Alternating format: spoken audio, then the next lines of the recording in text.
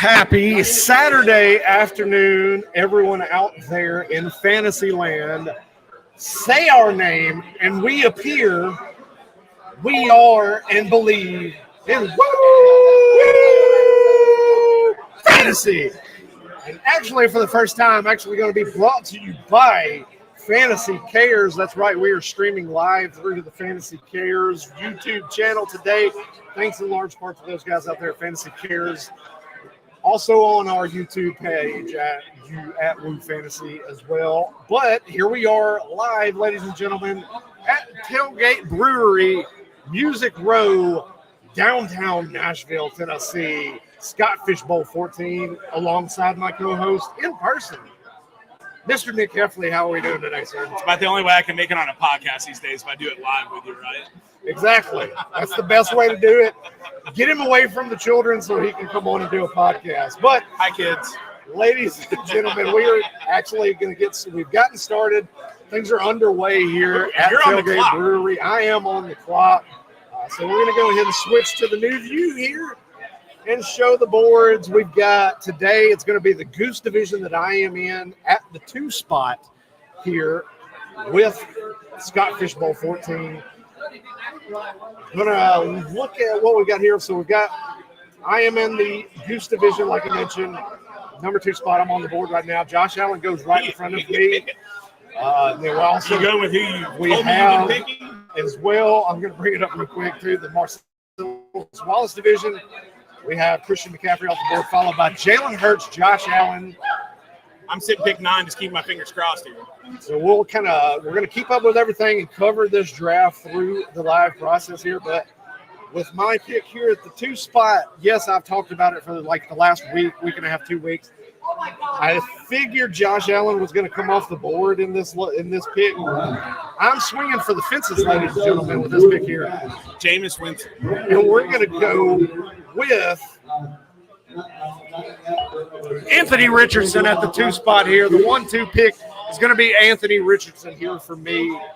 Swinging for upside with this scoring format here. Like what he brings to the table. We talked about it on the quarterback show that we did on Woo Fantasy just a couple of weeks ago. We got Travis May.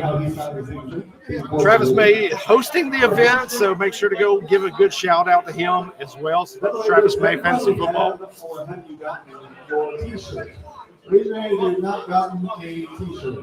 Love it there. Mr. Scampers fell at 2 spot. I agree with you there. We got everybody chiming into the chat here. Want to say give a good shout out to everybody. We will need the luck. Yeah. You will need the luck from that Anthony Richardson pick, I feel like. Anthony Richardson. Keeping my fingers crossed that he'll make it to me a 9 at this rate. There is a good chance that this is going to have Anthony Richardson fall to you at the 9 spot in your division. So, of course, we've talked about it ad nauseum kind of coming into this draft. Scott Fish Bowl, big charity tournament that's put on by Scott Fish himself. Fantasy Cares is the donation site that you go to if you want to put in and pitch in for the donations for this. Also, I put it on my Twitter account, Roto Superstar. Go out and check that out. I am running the challenge that I started a few days ago. For every 5 new subscribers to the YouTube page, for Woo Fantasy's YouTube page, I am going to donate $1 to Fantasy Cares for this event. So at the end of this live stream, I'll tally it all up, see how many new subscribers that we have accrued to the Woo Fantasy YouTube page, and we'll pop that in. So put that on, check it out, and hopefully all this money we're going to raise for Fantasy Cares is for a great cause. So go on, definitely donate to them today. Scott Fish Bowl. Donations. That's right. Donations. So, looking at the board there, first 3 picks at 9. As you can see on the board, we've gone quarterback heavy, obviously. It's super flex format. different kind of a roster build this year. Obviously, you're going to go one quarterback, one running back, one wide receiver, one tight end. Sleeper drafts, which are the live drafts. You're going to draft a kicker, 5 normal flex spots, and a super flex spot in this draft as well. So it's kind of a different way to look at how you're going to build your rosters, as you've seen throughout the week with the slow drafts of Scott Fishbowl starting on Monday this past week. We've seen all kinds of new builds out there, bully tight end builds. We've seen those out there, people attacking the tight end premium scoring setup. That's been out there. Flipping over to the Marcellus Wallace division, I wanted to look at it. So McCaffrey off the board with the first pick in Marcellus Wallace, followed by the quarterback run. Hurts, Allen, Jackson, Mahomes. We're still in the middle of Richardson at the 7 spot there. And then C.J. Stroud just went here. C.J. Stroud just went off the board there. So how do you feel? You're at the 9 spot. You've got 6 straight quarterbacks that's gone off the board right in front of you to this point.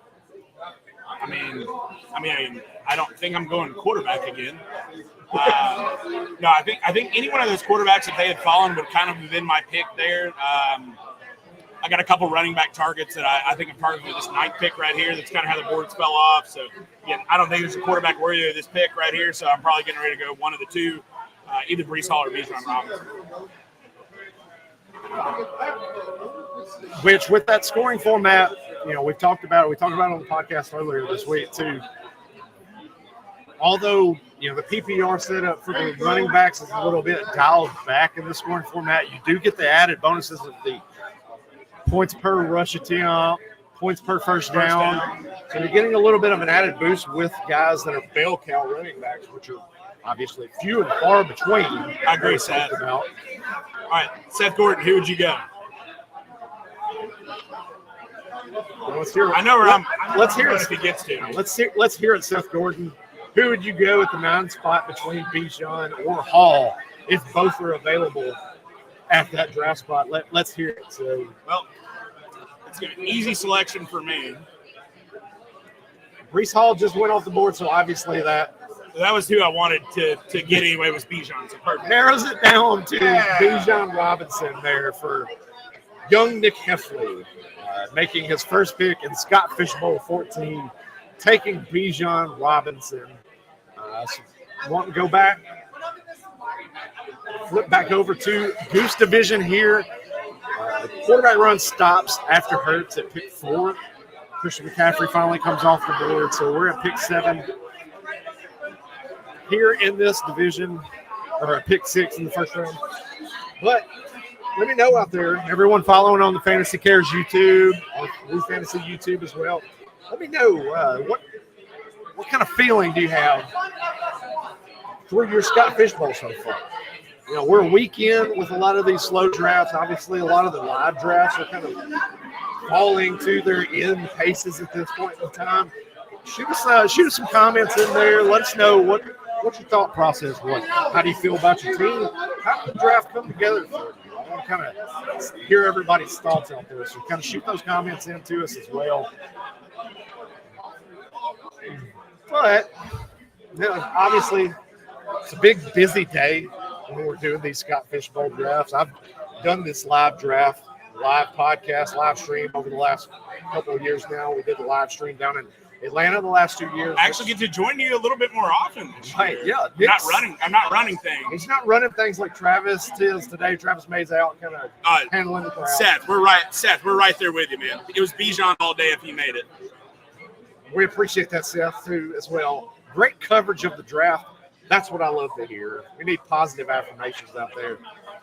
Scampers, where are you? What live division are you in? Yeah, Mr. Scampers. Let me hear that. Mr. Scampers, too. Famously, I've seen you pop in the chats on the Fantasy Cheat Sheet, which is hosted by my good friend Laquan Jones over there at NFL Network, NFL.com. So I've seen him in the chats before over there. And Mr. Scampers is always a good time. Seth Gordon talking about he wanted Bijan at 1-7, but Mahomes was there with the super flex makeup of that. Shrimp Scampers? Shrimp Scampers? No, that's Mr. Scampers the cat. He is in the LA division one. Kind of felt that one. Oh, Joella's. No, come on. Hattie B's all day. Oh, yeah, no. Bill Underwood. We were just about to go. The line was ridiculous earlier, though. So. Yeah. So, Confession time, Steve Dre. Huge regret not drafting live this year. Lucky enough to be invited again next year. I'll be on location. Definitely. I can't say it enough when it comes to the Scott Fish Bowl. We've done the live draft pretty much every year that they've done these live drafts now. But it's a whole different animal when you do these live drafts. You get to meet everybody. That's the networking, the camaraderie, getting to meet everyone that you talk to them through Twitter, had discussions through your group chats, your pick chats, things like that. Got to meet some cool people so far. Right, so yeah. It's nice to grab a beer or for you a water and get a nice water here. Happy Fish Bowl. That's right. Happy Fish Bowl day. Trusty water here. Love it. It's a great time coming out for these drafts, obviously. So if you have a chance, you've got one near you, or you want to make a little bit of a small drive to one, definitely do it. I think it's a great time to go do that. Bill Underwood said he's Indiana, Ohio. He says gotta go Joe. Gotta go Joe for the hot chicken. Wait, what? He said Indiana, Ohio area. Gotta go with Joe hot chicken. Man, if Joe killed me last year, man. Joe killed me last year. Let's see here. You need to go through and Although, hey, dare I again though? Do I go year 2 straight? Could. Going through, kind of updating my board as we speak right now, so that way I'm kind of staying on top of the draft as we go along through this. Just staying on top of things through this division here. It's so far kind of fallen the way that I think it would. We've gotten, at this point in time, through the first 9 picks, we've gone 6 quarterbacks, 3 running backs. So I think that's about standard. I think for most leagues or thereabouts. Mine's all of a sudden starting to go off the rails a little bit. Feels kind of standard is the way that I'm Justin Fields, what would you say? Justin Fields, the kick returner for the Pittsburgh Steelers. Extra points. 24. Cheat code, round 2. But, yeah, like he mentioned, it's obviously kind of feels standard in my division so far. As I'm getting my board kind of updated, kind of get the picks on here on my drafting app so that I'm kind of up to date. I am using the Fantasy Pros Draft Wizard today, ladies and gentlemen. So if you've not used that yet, definitely give that one a look-see to check through everything. But coming to the end of the round, coming into round 1, Marcellus Wallace division is into round 2 right now. Kind of the similar setup there. CD Lamb goes as the first wide receiver off the board in this division, as you saw in the Goose division that I'm in. Justin Jefferson was the first pick wide receiver there in that division, followed by Tyreek Hill here. Joe Burrow coming off the board. Kyron Williams, much to be debated about with Kyron Williams. Where you're seeing him coming off the board in a lot of these live drafts as things kind of start to unfold. Kyron Williams is going to be a hot button issue over the course of the next few weeks with him. But Sam Laporta's first tight end off the board here. Again, Marcellus Wallace coming around pick 2 of round 2. How you feeling? Are you targeting Sam Laporta or a tight end there? I don't think right here. No, I like Sam Laporta this year. I think it's as high as he's going. This early, it's a little early for me to go tight end, so I was not targeting him at this spot. That's the thing that's going to be kind of something to watch there is how things are going to unfold with the tight end position, especially with that premium scoring.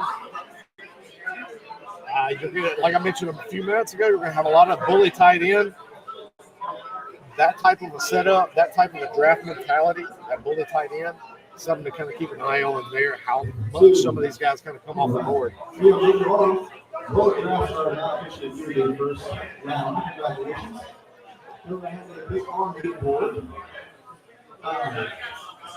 I've been reminding everybody at the tables But please do take as many pictures. Got a little bit of a wide receiver run going here at the end of round one with Marcellus Wallace with the Goose Division that I'm in. Odd to kind of see, I won't lie about that, because of the scoring format. I think you get into what I'll figure here. You have a lot of that best ball mentality, that best ball draft brain that's kind of coming into a draft like this. A lot of first live drafts with a lot of these guys. And so you're used to seeing your underdog drafts. A lot of the wide receivers coming off the board left and right, 4, 5, 6 deep to start a draft. Not really the modus operandi that I would say that you want to use for a drafting strategy in this particular draft is to draft wide receivers fairly early, correct? Yeah, no, I mean, I think in a normal draft, I'm hitting wide receiver all day long here. But in this format, it really doesn't make sense. The years that I've done well in Scott Fishbowl, I've waited on wide receiver. I think you see that in a lot of the drafts that we've seen so far. If you wait a little bit on wide receiver, you get some good value down the board. So I'm on the clock right now. I have got a bit of a conundrum right here. Let's go flip over to your division. So I'm on the clock. I am tempted to go back to quarterback and go get Kyler Murray, although I still feel a little bad about him from last year. I'm a little butthurt about Kyler Murray from last year, but him with that rushing ability, it may be something I go here. It's really between him and Jonathan Taylor. What do you think? So I figure most of the teams behind me already have one quarterback. Sure. If I come back over here, at least one of the teams behind me. So I figure quarterback's going to go there. Rushing ability, he's absolutely got the most rushing ability of the guys right here. I feel good about the running back position here a little bit later, although I love Jonathan Taylor and love him in this format. Yeah, I think at this point you're going to have, to me, I would attack the running quarterback. And that's the direction I'm going. So I'm going to go Kyler Murray here. So he goes Kyler Murray here. He's going to take Kyler Murray at that particular spot there. I think he's in good shape with Bijan at that top spot already. So he's got kind of his hero running back build to a degree. You might be able to see from where you're sitting, but I actually have a massive bling on my hand. This is the first item that is up for auction today. It's actually a Scott Fishbowl trophy snack bling. We've got the Scott Fishbowl logo here in the middle. I'll put back in the box so it doesn't have me all over a minute. But yeah, so check this out. Right, so the running back run does stop in the Goose Division, or the wide receiver run finally stops after CeeDee Lamb here. CeeDee Lamb, the 5th wide receiver off the board in this clump here in the Goose Division. Not something you're typically seeing. You're seeing CeeDee Lamb kind of being a lot of guys' number 1 wide receiver on their boards and in their rankings. It's kind of odd to see that one. But, I mean, you're starting off Tyreek Hill, CeeDee Lamb, which is typically the top 1-2 on a lot of people's boards there. Ryan Volt's chiming in. He's drafted Kyler the last 2 years in FFB. Not great. Still made the playoffs both years. Seth Gordon chiming in as well. Yeah, man, I would have went Daniels over Kyler there. You know, I think just when I don't really have a good feel for what Daniels is going to be in the pros. By and large, I don't want him to lead my squad. If he happens to be my number 2 quarterback, all good. But I feel like in this format, you need an absolute solid, minus Kyler getting hurt from last year. But you need a solid quarterback to be able to come in, even your squad out, versus a guy that's going to be a little more up and down, who kind of like Anthony Richardson was last year. Richardson was great when he played. Yep. How is Daniels going to hold up? I don't want to find that out for my QB1. I'd much rather find that out for my Super Bowl. So. Yeah, it's obviously we talked about it. I've mentioned it on a few podcasts previously. Is Anthony Richardson led the league, obviously in a small sample size, but led the league in points per drop back in 2023 in that small sample size. Puts on weight in the offseason, so we're hoping that that's going to help for the durability concerns. So he looks like hefty lefty now. He's Jared Williamson now. He's put on some weight. RIP. He's built like Steve McNair from back in the day while we're in Nashville. Okay. So I figured I'd throw that one in there. It's a good pick. Built like Steve McNair, but obviously could run a little bit better. It's them good McNair too back in the day. So where are you at right now? So the way you're draft. Let's flip back over to yours. But the way you're draft, Kyler. I was talking with the 9 team in your division about kind of some strategy. We had the same strategy. He just took Kyler at the 9th pick. So for you, are you targeting best player available? Like where are you and what you're targeting? At this point in time, I am going to kind of come into this pick with more of a mindset of, best player available. I want to see what's there. Looking at ADP and watching and following along with some of that on, Scott Fishbowl's the Josh ADHD app that's on Fantasy Life. So you kind of get a good idea of where a lot of these guys are playing, coming off the board with some of the ADP that's out there currently right now. There we got it. Jumping into the shot there. Come on in, tell them hi. Going well, guys. Going well. How are you doing today? How's everything going? Driving everybody to donate to Fantasy Cares, I assume. Smart move. Yep. Jump in, told them, shoot your donations to the Fantasy Cares. Yes. Throw that out there too. Did you say to the Cincinnati live draft that you're directing everybody to the Cincinnati live draft, right? Yes. Go to Cincinnati's live draft. Yes, Cincinnati live draft. Yes, definitely. Yep. Okay. But donate to Nashville. Donate to Nashville. We appreciate that. How you feel so far watching everything unfold with the Nashville draft? Travis is crushing. Donate to them all. Donate to Minnesota. Donate to Cincinnati. Why is Scott there? Yes. I can't hear what you're saying. Let's bring in. Hang on. He removed himself. He's got admin control. He did remove himself. He popped in. Hey, Mr. Scamper's in the chat. I see. That's fun. I pointed that as He's well. there all the time. Ryan, all the time. Got a lot of the regulars that we're seeing there coming in and talking about the Scott Fishbowl. Going to Minnesota? Wow. Okay. Dedication. Scott, I looked up what the cost was for me to fly to Minnesota tomorrow. I don't know that I would raise enough in raffle tickets to cover that cost. So I said, Are you sure? and I would end up spending more on beer. I don't know. I probably could. Those people are crazy. Oh, John, I don't think you'd pay for a single beer if you came up here. He said you will not have to pay for a single beer if you come up there. Oh, no. If I go to Minnesota, he doesn't understand. I'm actually going shopping before I fly home. He's actually staying in his house. I am getting a BYOB. I fly in, I fly out. That's the goal. But I am stopping, and I am getting a full bag of Drecker to bring home with me.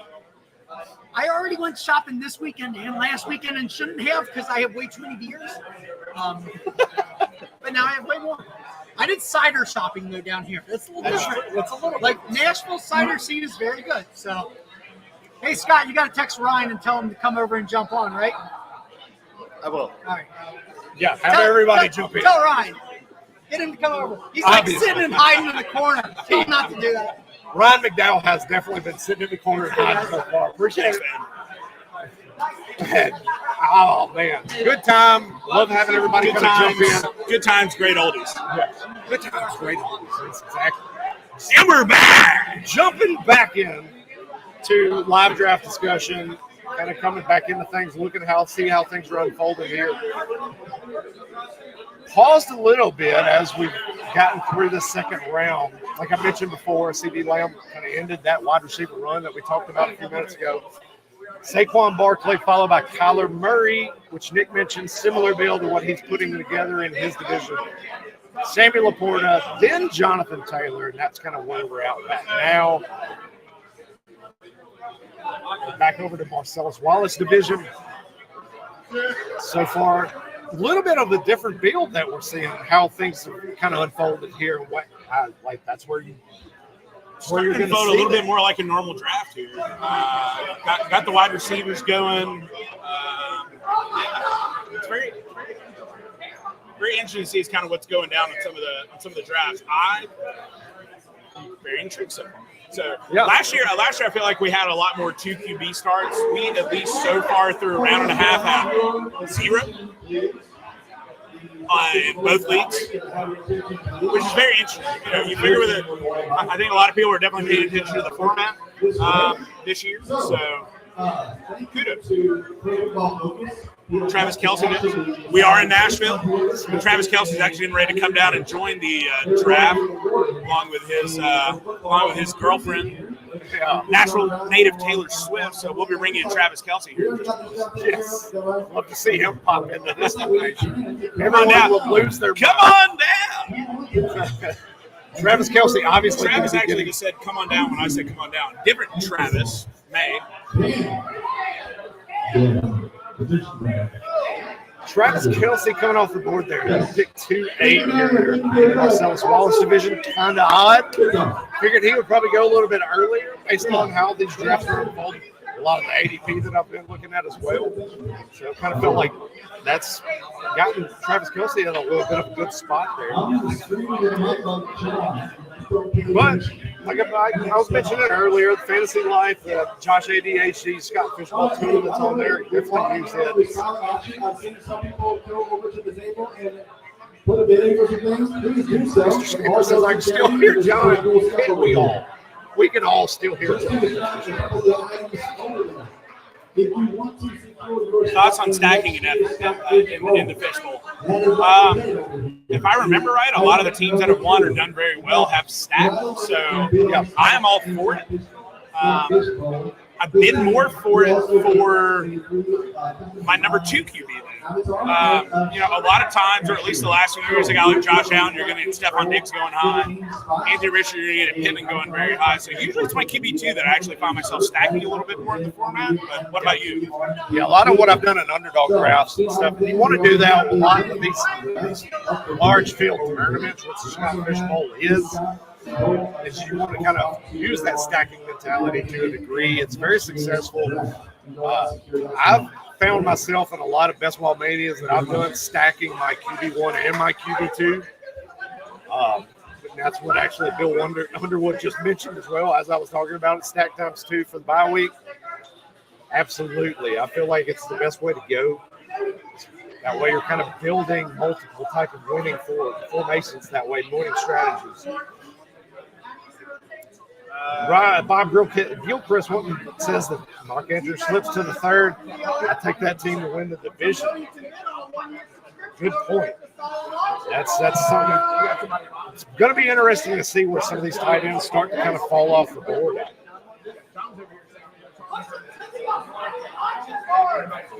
Yeah, go back over here to Marcellus Wallace division. They're moving a little bit more at a different pace here.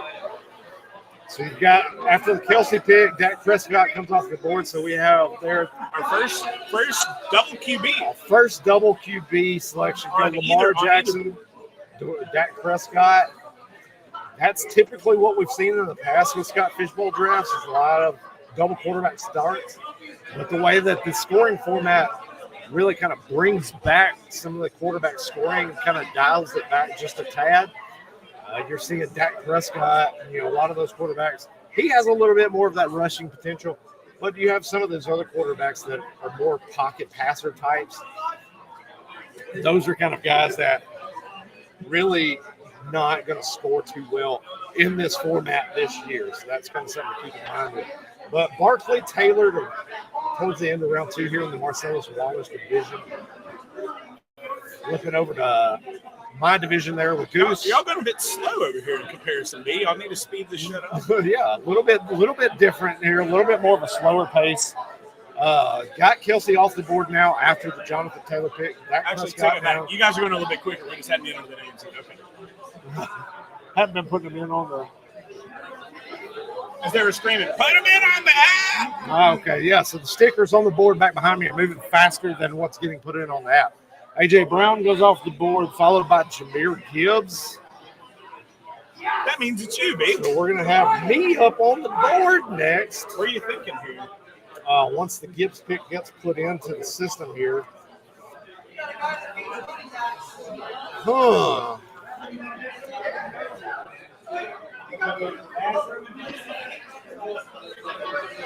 Wow.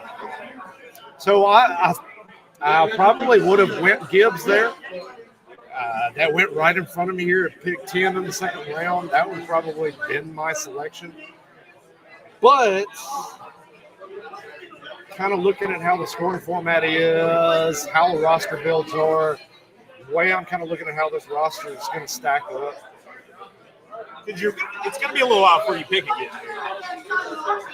Yeah, with the because third the round third reversal, I mean, you got to make a good pick here or risk whatever you're hoping for not coming back around. So true. And for the way that the format is, the scoring set up, looking, kind of studying how my board's laying out, and I think Seth Gordon, if he's talking about my team, I think he's nailing exactly what I'm looking at right here. That's me. I'm taking Trey McBride. I'm going to take Trey McBride here with that second pick for me here, second round, 11th pick of the second round. Tight ends premium format here. I think that's the way to go. Kind of like we mentioned at the top of the show, I think that's something to keep in mind when you're building this roster. Is you're going to have one quarterback, one running back, one wide receiver, one tight end. But all those flex spots, you can filter in whatever mix and match type of format you want to use with these position players. So I go ahead and I get my top tier tight end, which Trey McBride is my tight end one in my rankings that are over on rotoballer.com right now. So now I'm going to kind of let the board kind of come to me. I feel how the way I've started this draft, Richardson, McBride, I'm kind of playing for upside with these two picks and seeing how things unfold. Okay. I'm making his pick. Switch over. Buy and sell you sub. We appreciate it. Thank you. Then I'll have just another one that's going to Fantasy Cares, so we appreciate that as well. Going to do the donations at the end of this to Fantasy Cares. It's like our own potathon. We got to come up with the potathon name. That's true. We're doing a woo-a-thon. Woo-a-thon. We're doing the woo-a-thon. Woo-a-thon. Hey, ladies and gentlemen. Got this goal, folks. I'm going to use my voice, I promise. Travis mentioned that he might lose his voice. I guarantee you that's probably happening for me Nobody today. might be critiquing me as he goes. So, Because a part of me feels like I'm having to talk very loud because of the atmosphere around us. yeah. Okay. So I feel like I'm kind of yelling into So the make sure, thank you to everybody for being here, by the way. And make sure, so this place is Tailgate Brewery. They have multiple locations around here. They open their doors for this event. So thank you so much, Rachel. Thank you so much, staff. You guys are awesome. Travis giving a shout out to the Tailgate Brewery crew for the atmosphere and the welcoming feeling as we're being here. So that they have it back next to you. All right? Sound good? Good. Thank you. Appreciate y'all for being here. And then getting back, and then Bill Underwood talking about how Bill, Mike England here, bully tight end. Very, very solid idea. Here in the Marcellus Wallace division, Seth talking about go bold here at 3-4 for Nick at the 4th spot when his pick comes up. I agree. I think he should go bold here. Seth said he thinks you should go bold at the 4th pick here in the 3rd round. No. No, I see where your head's at with Daniels. I see where your head's at. But it's not bad. It's not bad, but I think going the exact same direction you are. So it is on me. I am also going to join in with you and go Trey McBride here. Wait a minute, a stack. Good idea. Here we go. Good idea. And so, like, it goes into my mindset. What I was talking about earlier. Yeah, I felt like I had to go with the tight end there at the end of the 2nd round because the guy that I really wanted to target, McBride, I know he's not coming back to me at the end of the 3rd round. The way that this draft is going to unfold, the scoring format and everything. So it's more about getting your guys, especially when you're drafting at the end of each round. You're a 1st, 2nd pick, 11th, 12th pick. You kind of want to go and get your guys at that point. Don't worry about ADP. Don't worry about how rankings look. You really kind of want to step out above your comfort zone and grab guys that you want. And so that's one strategy I say to kind of put into place when you're thinking about draft strategy from the ends of a draft. That's how I would go about that. But starting that round off, Derrick Henry was the first pick of round 3 here. Jordan Love, Travis Etienne, and Nick just mentioned. Yep, I think I took him. Hasn't put his Maybe I did. Hadn't put his name in the app yet. You know what? Hey, we're going through. There we go. Here we go. And back over the Goose Division, we hadn't checked in on this in a couple minutes, but right behind me, Dalton Kincaid goes right behind me to the team that took Josh Allen 1. Which he was just telling me he was stressing that you were about to go to Kincaid again because he's got the stack. So now, how things are going to look. Looking at the Goose Division here, starting round 3 off, you're starting to see some of the quarterbacks come off the board again. But now to the teams that have not taken their first quarterback yet. Jaden Daniels leads off round 3, followed by Jordan Love, followed by Joe Burrow. Jaden Daniels, very, very, very nice pick there. I think in this scoring format, he's probably putting up easily top 10 numbers. Just with the rushing utensil that he brings to the table. Utensil? Yes, utility. Oh, utility. Rushing utility. Utility or futility? He will not be futile unless he's injured, which is something I talked about with Derek Brown, Debro on the quarterback show that I did a couple of weeks ago on the Blue Fantasy YouTube channel. So go back and check that out if you've not. Yeah, me and Debro are very much right in line, lockstep with Jaden Daniels and how we view him this year. And then, like I mentioned, I asked Debro that day what his worry meter was, what his worry was for Jaden Daniels his from an injury standpoint. Barometer? Yeah, his barometer. What his worry was Jaden Daniels possibly faltering like Anthony Richardson did a year ago and succumbing to injury. How do you feel Jaden Daniels holds up here in year 1 with the Washington Commanders? I mean, I'm a little nervous. I think the situation is exactly what Anthony Richardson had last year. Can he hold up? Can he stand up to the rigors of the NFL? And the pass rushers in that division. I mean, look at the pass rush.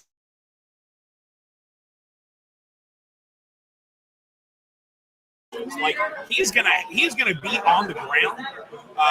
So that's my one question. His ability, I think, especially rushing in this format, I think it's great. Yep. Again, it's kind of like we had talked. At least for me in making this pick, I think just the value drop off from tight end here. I don't want to be getting a bad tight end in this format. That's why I went McBride. I think the floor might.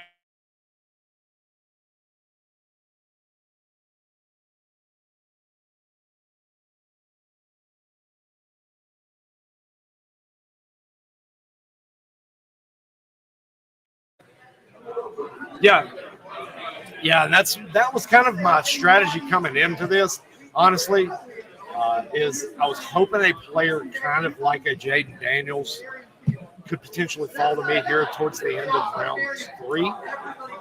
So that's what I'm kind of looking at. We got to guess what. And here comes, come on in here. Travis May coming in, hosting our event today. How's things kind of coming unfolding so far as things? It's pretty good. 45 minutes into the draft. 45 minutes in the draft. Both drafts are in round 3. One of them actually hasn't taken Jaden Daniels yet, and hopefully they aren't watching this to know that that's like a good idea to make the selection. Were you noticing that? Me and Ryan McDowell were talking about it. I'm like, how in the world is Jaden Daniels not coming off the board yet? Yeah, that's in that Marcellus Wallace division. Yeah. Yeah. So I don't know. Do you have any? I'm pretty bullish on Derek. Right? That's what I was just discussing that right before you came over here. Me and Derek Brown on my quarterback show that I did just a couple of weeks ago. We are very bullish on Jaden Daniels this year. Both had him as our first, top quarterback coming out in this draft class this year, and both feel that he's got easily QB1 potential in redraft this year. Absolutely. And a couple of these teams are stacking some like super dual threat quarterbacks early because it is partial points per carry in this league. And so It is surprising to me that he's not coming out the board because he's going to have to carry the entirety of the offense. Absolutely. That's the thing with Cliff Kingsbury's offense. They're going to run a lot of plays. pace of that offense is going to be up there. They're going to be moving quickly. Yeah, so I'm excited to see how well he does right away. He was kind of my quarterback too throughout much of the process. So right behind, of course, Caleb Williams. But where are you actually picking? I'm over here. Switch back over to the Goose division. I'm number 2 in this division here. Started draft off Richardson, Trey McBride. Richardson, I felt like I was going to take Richardson at that spot. I felt like that was going to be my lock pick at that point. Swinging for the fences, so to speak, is what I said. Nice.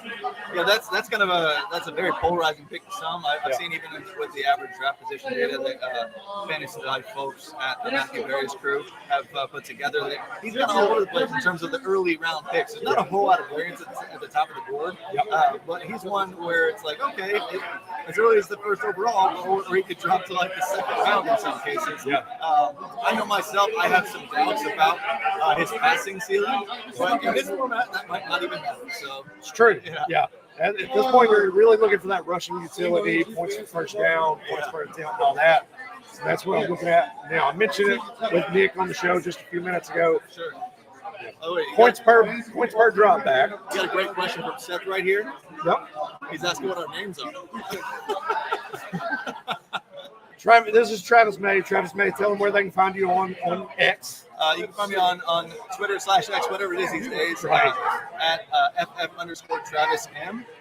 Do a bunch of my stuff over at A to Z Sports these days. I'm the college football managing editor there. Do some Titans coverage for them too, but get to do football stuff year round these days, which is a lot of fun. But great question, Seth. I'm glad you're listening in. Hope you're enjoying the draft. Yes. Yes. We'll get some actual drafters on here because I actually am in the Darth Vader division, and so I'm not actually participating today. I'm just hosting this particular draft. And I'll get some other drafters on too. You can pick their brains here shortly. Yeah, good. Yeah, we'll talk a little bit of strategy with some of the drafters as we go through the process. That's what this is all about. Bringing everybody on, getting to meet everybody, talk, get into that mind, kind of nitpick what they're thinking as the drafts unfold. Sounds good. Well, I'm going to go lose my voice talking about some auction items. Exactly. So I'll let you get to it and probably drink a little bit more because Tailgate Brewery here in Nashville Music Row location is awesome. So come check it out. Yeah, it's been great so far. Appreciate it there, Travis. Have a good one. Travis, ladies and gentlemen. And going back to Seth too, I don't know if I mentioned in mine, but I'm at Roto Superstar on Twitter, on X. So if you're not following me, check me out there. All my work over there at Rotoballer as well. The podcast is through rotoballer.com. All my rankings are up there. Mr. Hefley back over here. Coming down the board here in my Goose division, see Puka Nakua come off the board, Kyron Williams off the board. The interesting start of Bijan Robinson, Jonathan Taylor, Derrick Henry. Bully running back. I don't hate it. I don't hate it as long as you can build with the quarterbacks in that particular build. I think that's a solid start. I very much thought about it. I was really close to wanting to do a start like that. And I like the quarterbacks later, like I have in previous years. I think this format very much lends to that. But I do like the running backs coming up here. So the big reason I did not do that. But I'll be interested to see how Team 7 is going to build their draft. Yeah, from that point on, kind of be wild to kind of see how things are going to unfold for them. But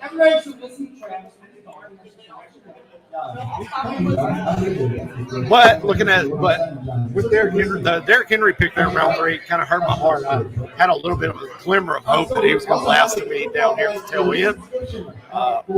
That particular build, though, Robinson, Taylor, and Henry, that's 3 running backs that I currently have ranked inside of my top 5 at the position. Absolutely is bully running back, like I mentioned.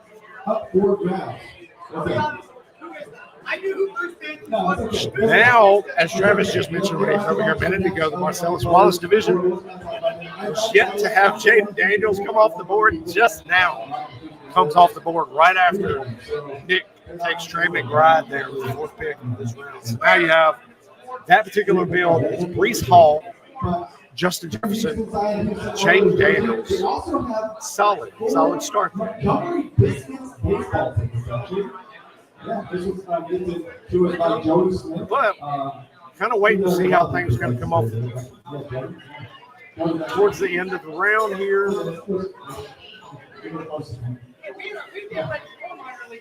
And bringing up our trusty Scott Fishbowl tool on Fantasy Live, kind of looking at things, seeing how the board's looking currently. So, yeah. Up for bid over there. Let's see where we're at here towards the end of round 3 and kind of some of the names that might be coming off the board here. You want to tell us about the deal? Looking at current ADP, around where I'm at. Right now, who's been with Dynasty League Football. This is where I had a little bit of hope because current ADP, Scott Fishbowl, Derrick Henry's coming off the board as the 35th overall player, so I was kind of hoping that ADP was going to hit and going to stick. But you've got kind of in this group of players, you got guys like Travis Etienne, Brock Purdy, Derrick Henry, Kyle Pitts, Caleb Williams, Evan Ingram. They're all names that you're going to see kind of on the board here in this moment of the draft. This is my best Ryan McDowell impression, people. We got John Bosch on the mic. That's about 50% of it. Can we see him on the side here? Maybe. Somebody dropped out. I need somebody to fill in. DM me, email me. We just need you to make these data. Also, DLF is awesome. You really should be able to answer. Absolutely. Actually, Doing the hosting duties up here, Travis and John Bosch, talking about the silent auction stuff that we have that's available here, live at the draft at the Tailgate Brewery. So all this going to Fantasy Cares, of course, like we've mentioned a few times here on the podcast. How many subscribers do we have? How much we donated so far? Last check, I think it was 50 new. Oh, 50 new. So we're adding up. We're adding up some numbers here. Up to the second. Yes. So currently, we do currently have 50 new subscribers to the Woo Fantasy YouTube page. So definitely go to the YouTube page for Woo Fantasy. Subscribe to the podcast. Tell your family and friends. Put it out there on Twitter X. Tell them to go subscribe to this podcast. Like I mentioned, going to be donating at the end of today's live event for the amount of new subscribers to the Woo Fantasy page. John knows the group. Get a little bit of water in so I can get talking a little bit more. But on the board in this Goose division here, got James Cook was picked. Sticker on the board, yet to put the name into the sleeper app. So once that's updated and put into the sleeper app, we'll see it there. But switching back over to Marcellus Wallace, we see the team that started off with a stack of Mahomes and Kelsey went double tight end. So got the kind of the double tight end start there. Good idea with Kincaid there. I personally probably would have went Mark Andrews. Let Mark Andrews slip back behind him to the next pick of the team that has Lamar Jackson and was able to stack Lamar Jackson and Mark Andrews. Also a popular stack that we're seeing in a lot of these drafts, these slow drafts so far at this point in time too. It's a good stack. I mean, in this format, I know he's going to get receptions. Really, it's all about Mark Andrews' health at this point. So stays healthy, he's going to get in the end zone. He's going to get the catches. So. I mean, right behind him, you got a Mahomes-Kelsey stack. Right. Coming behind him. So, yeah, I got the stack with Murray McBride toward the end over there. Then you got Brock Purdy, Josh Jacobs, who is a very polarizing player out there. If you follow along out there in the fantasy community, a lot of people have varying opinions of Josh Jacobs and what that true value is at running back. We mentioned it. We talked about it on the Woo Fantasy podcast just the other night. Kind of could go anywhere. He could be the bell cow back for the Packers. He could split time, be a 50-50 type of a player. Seth Gordon, who am I considering here towards the end of this round? It's going to vary. It's going to depend on what's going to be there at this point in time. Okay, so James Cook on the board, Garrett Wilson, and then we have Mr. SBSFC. Ooh, good Lord. Hawkinson, Ron Harwood about to make his pick here. Yikes. Back up his stack of Jalen Hurts and A.J. Brown. He's taking who? So, Barkley? Dallas Goddard. Oh, he's taking No, Goddard. I'm kidding. I don't know. He's going. I was about to say. Woo, man. He would have taken Dallas Goddard there. My goodness. Marvin Harrison. All right. So not loaded onto the sleeper app yet. We have James Cook to the Mahomes-Kelsey stack team, followed by Garrett Wilson, followed by Marvin Harrison, the pick that was just put up on the board. Things are kind of looks like they're kind of coming down how I really wanted them to come down. Get a little bit of a wide receiver run in front of me. I definitely appreciate that because that's what I was hoping to see. With some wide receivers coming off the board, not ready yet to target wide receiver. What I'm going to be looking at here is What are you going to be looking at? Going RB here, huh? well, I have a feeling the guy that's actually currently on the clock is right in front of me, and I will not. I'm kind of afraid to say it in case he's listening around me. But I feel like Mark Andrews is about to be the pick here to get the stack. Unless he doesn't believe in stacking, then Mark Andrews slides to me, and I'll probably take Mark Andrews. We're going to the tight end. I feel like we're going Mark Andrews. Bingo, ladies and gentlemen, that is the selection. And bingo was his name, though. So that's. What are you?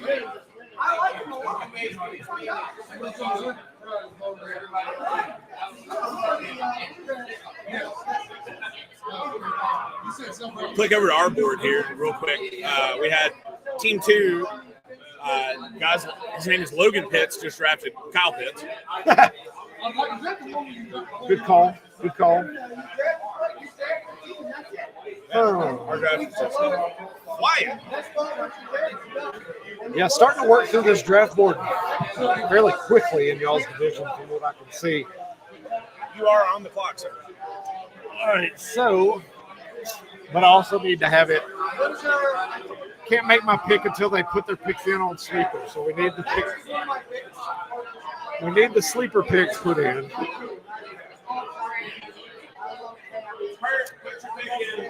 So,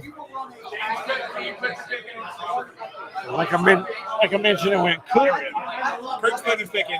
Garrett Wilson, Marvin Harrison, Mark Andrews right in front of me.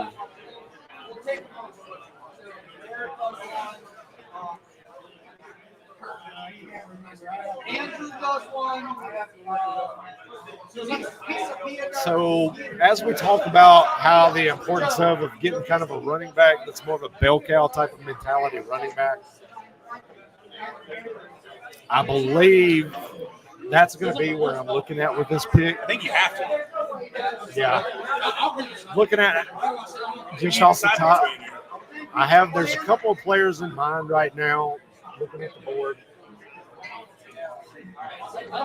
Who do I want to swing for the fences of upside, or do I want to go with a guy that's going to have a little bit more of a kind of guaranteed workload, guy that I feel more confident in? That's what I'm looking at. There's a decision here when it comes to that. But now wait for it to get to me because I feel like I've already kind of made my mind up on the pick. Shocker. What's that? No, just you, that you've already made your mind up. But yeah, my pick, once it gets uploaded and everybody's got their picks in on the sleeper app, we need to get Harwood to put his pick in. He's Dr. Harwood from the SBFFC. Is different guy. Put your pick in on the app, sir. Different guy in front of him. Oh, no. Yeah, that's right. Yeah, no, it's a different guy. Never mind. Yeah, he just mentioned to me. So, I think I'm going to go, ladies and gentlemen. I feel like my pick, I'm going to, Seth talking about going for the swing here.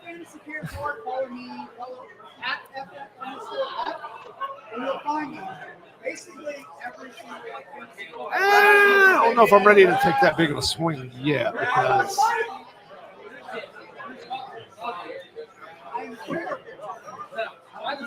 Oh.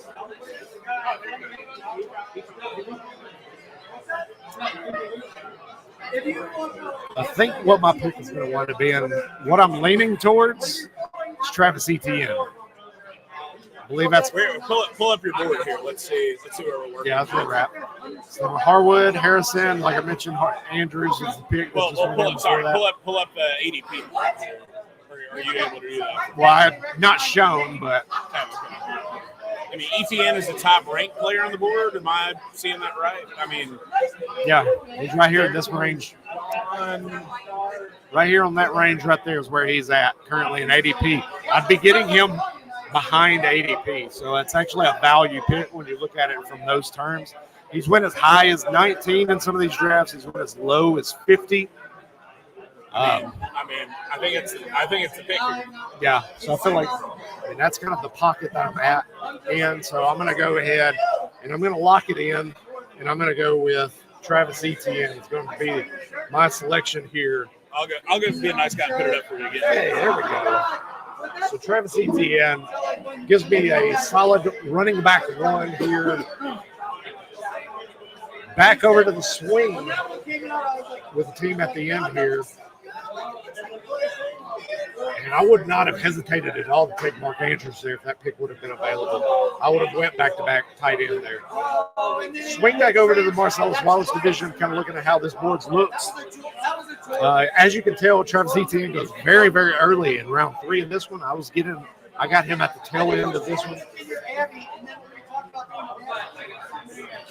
Yeah, Ryan Bolts, Andrews stacked with Lamar is a fantastic stack. I do agree with you there. Several stacks of Mark Andrews and Lamar Jackson for me that I've gotten in underdog fantasy drafts up until this point. But here in the 4th round, as we're looking at it on the board here, Devin Achane, Kyle Pitts, Olave, Evan Ingram pairing the double tight end, Devontae Adams, Caleb Williams, Isaiah Pacheco, and that's where they're at here midway through round 4. The Marcellus Wallace division here.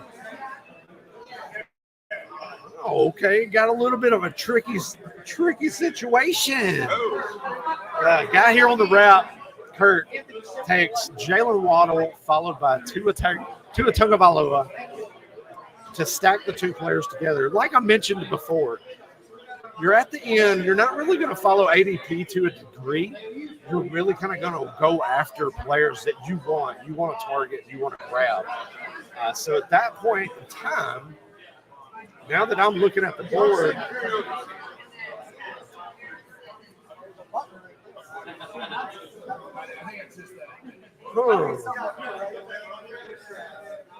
Travis. I'll turn it on. That means it must be something that's so yes. It must not be just a click of a button. Seth saying exactly what I'm thinking here. Tough decision here. Based on how my build looks, what I'm looking at kind of current ADP, seeing around where some of these players are falling.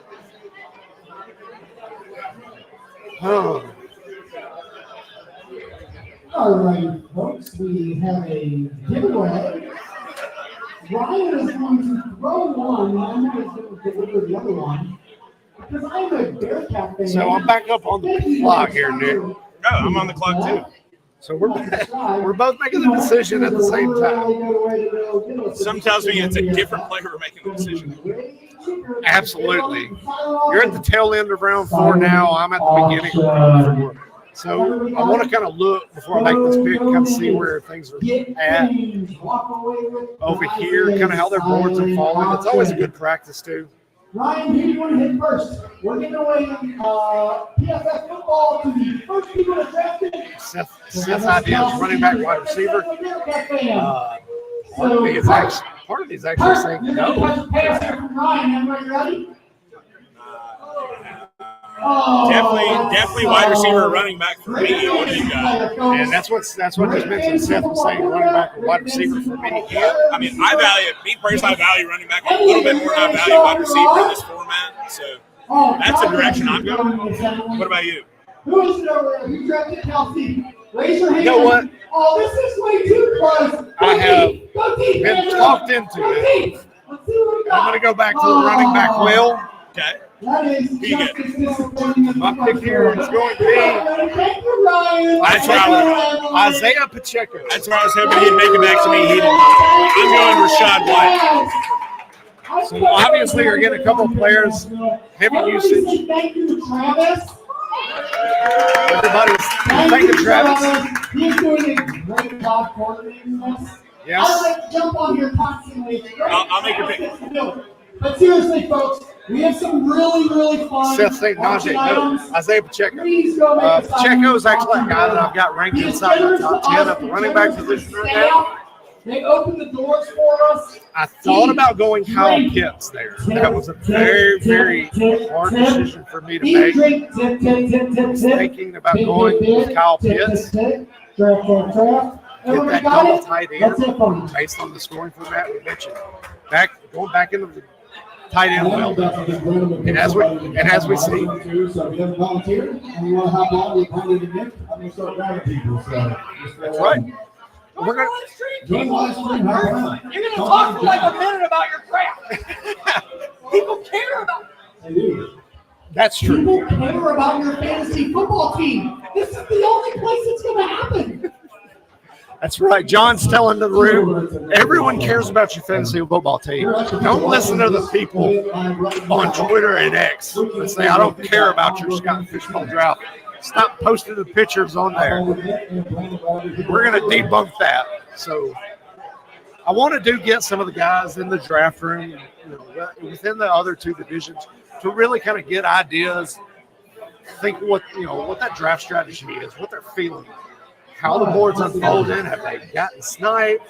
If I can have people, I'm going to talk about a couple of things that won't actually be. We got a couple people. But let's see, Brian. I want to switch back over there to Nick's Division 2. Nick.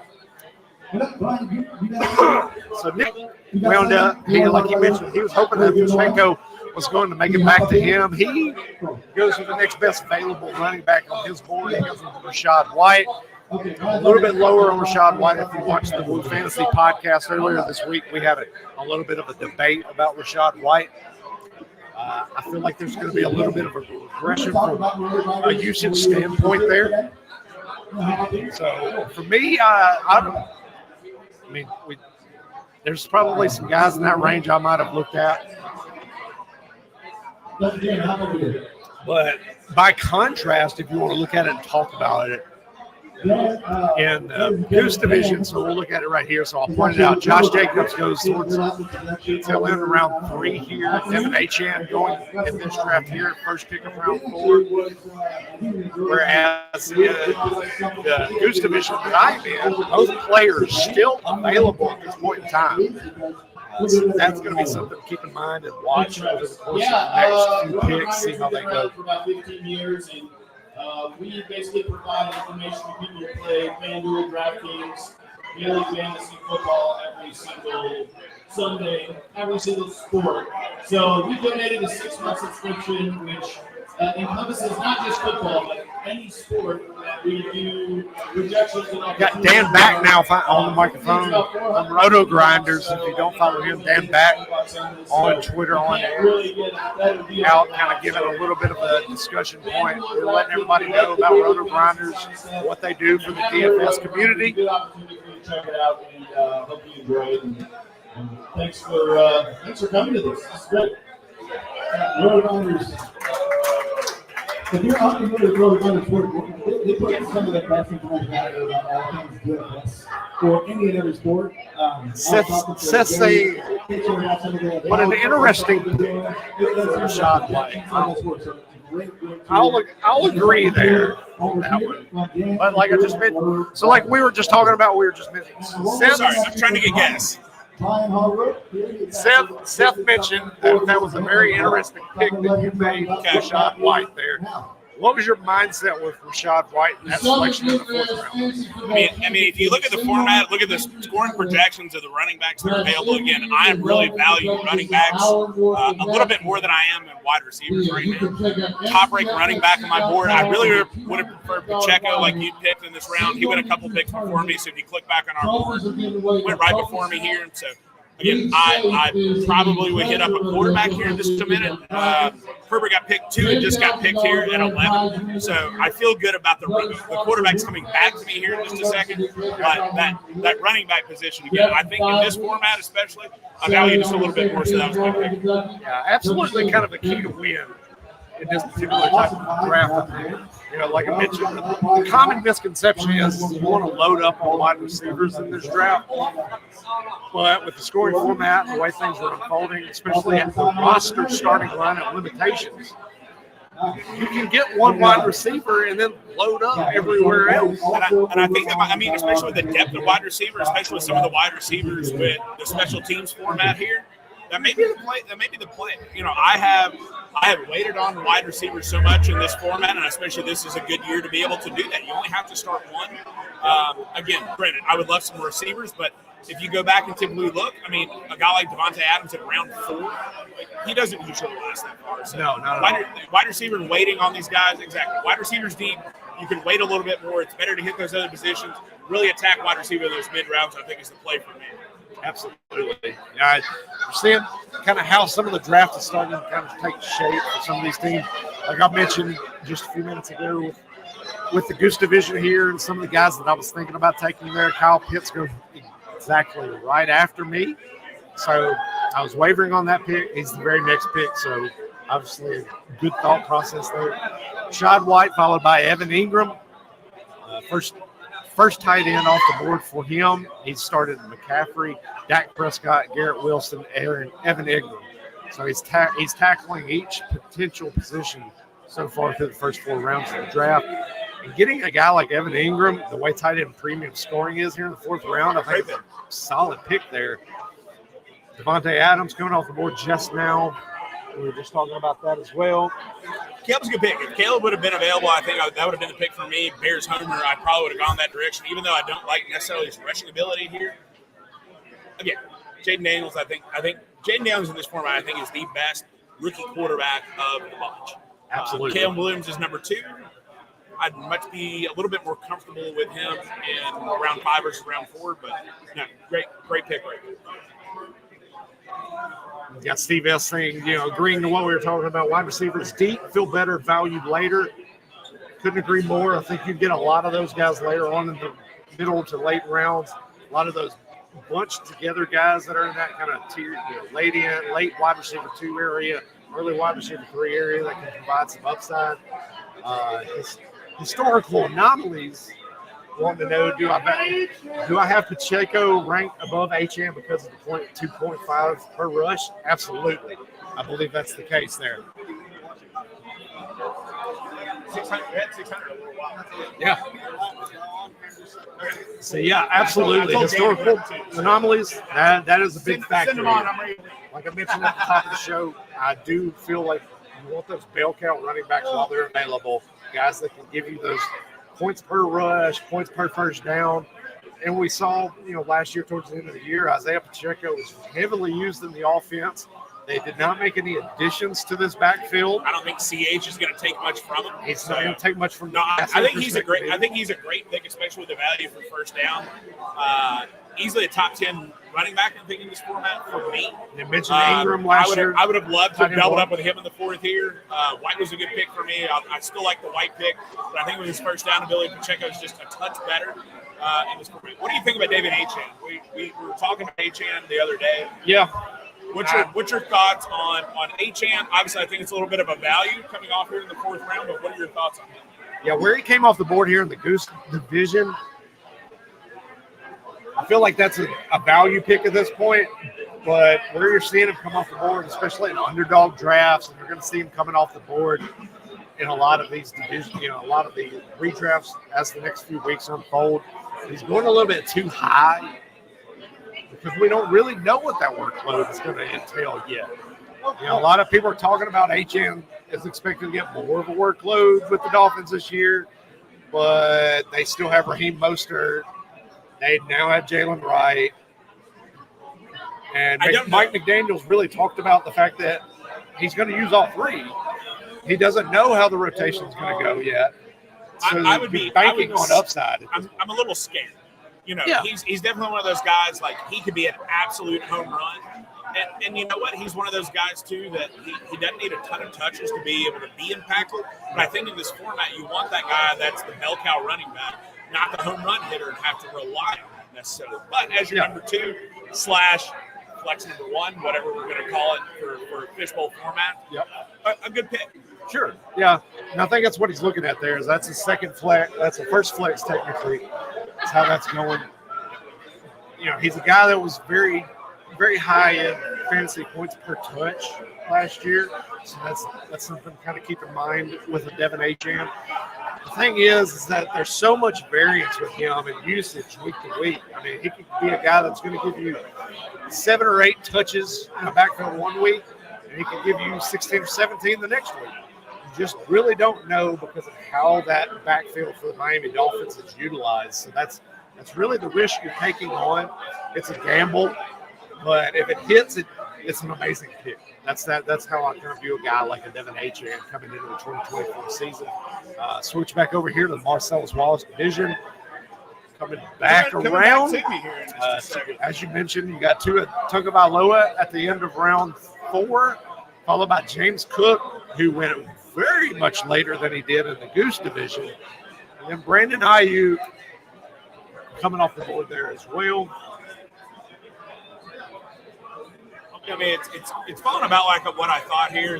There's definitely a target for me in my next pick who I'm kind of zeroing in on. I'm fingers crossed that he makes it back. So, Seth, I agree with you there. Hollywood Brown's a guy that I do like this year. I would agree.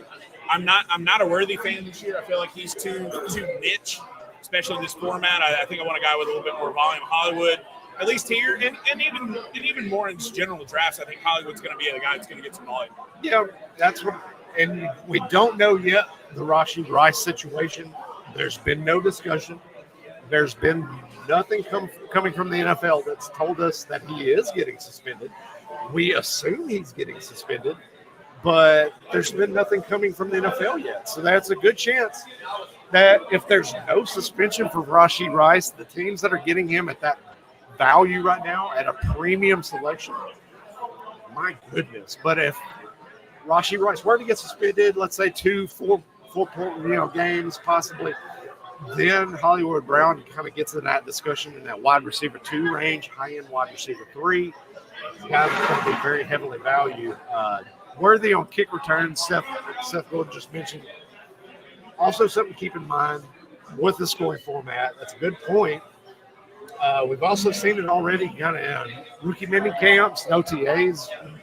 Xavier Worthy's banged up, pulled a hamstring. That's something to kind of keep in mind with these guys that run ultra fast.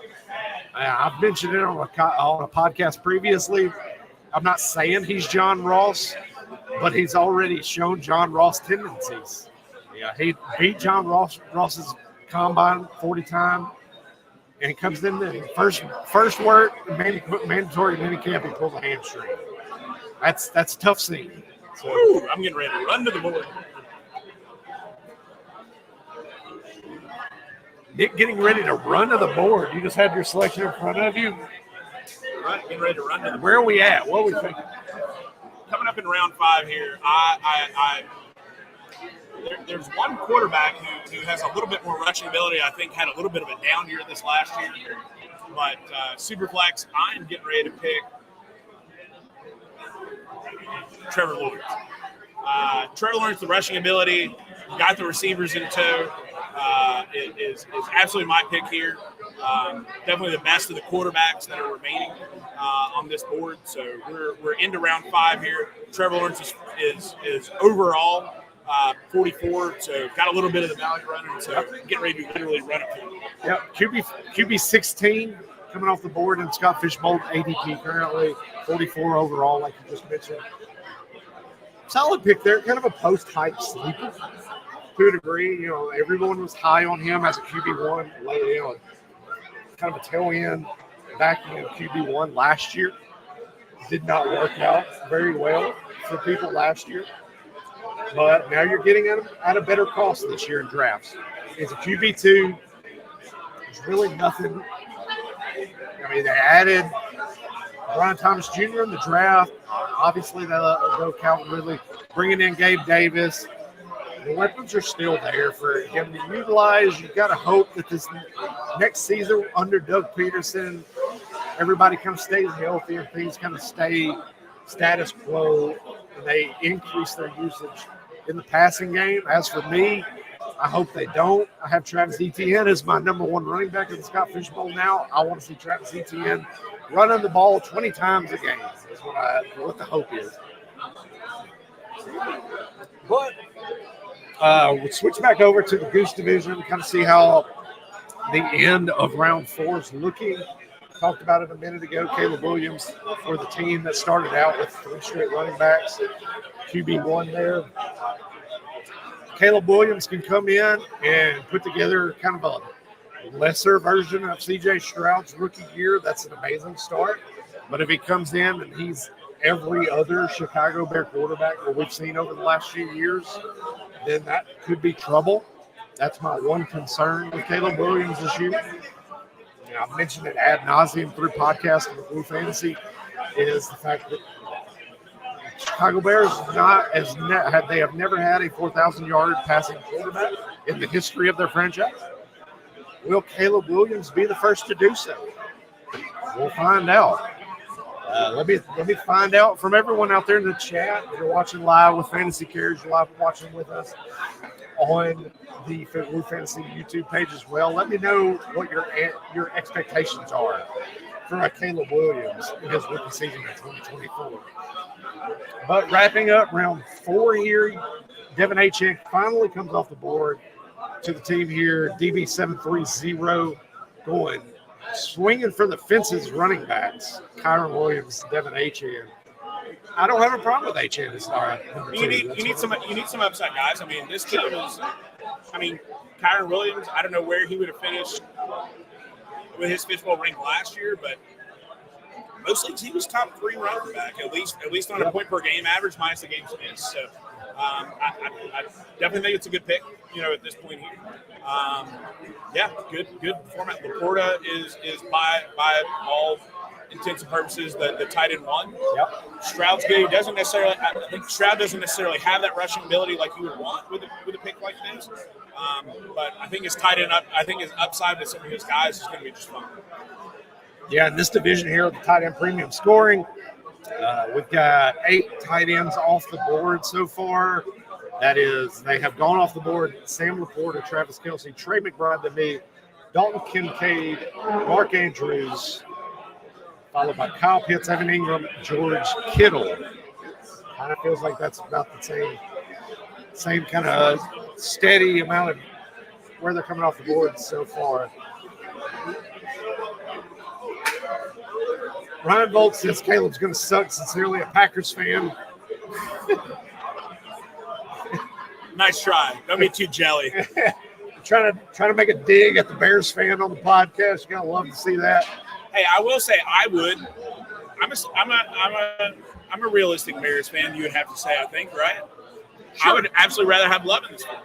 100%. Absolutely. Like all day long. I had Love in this format. Good. Yeah.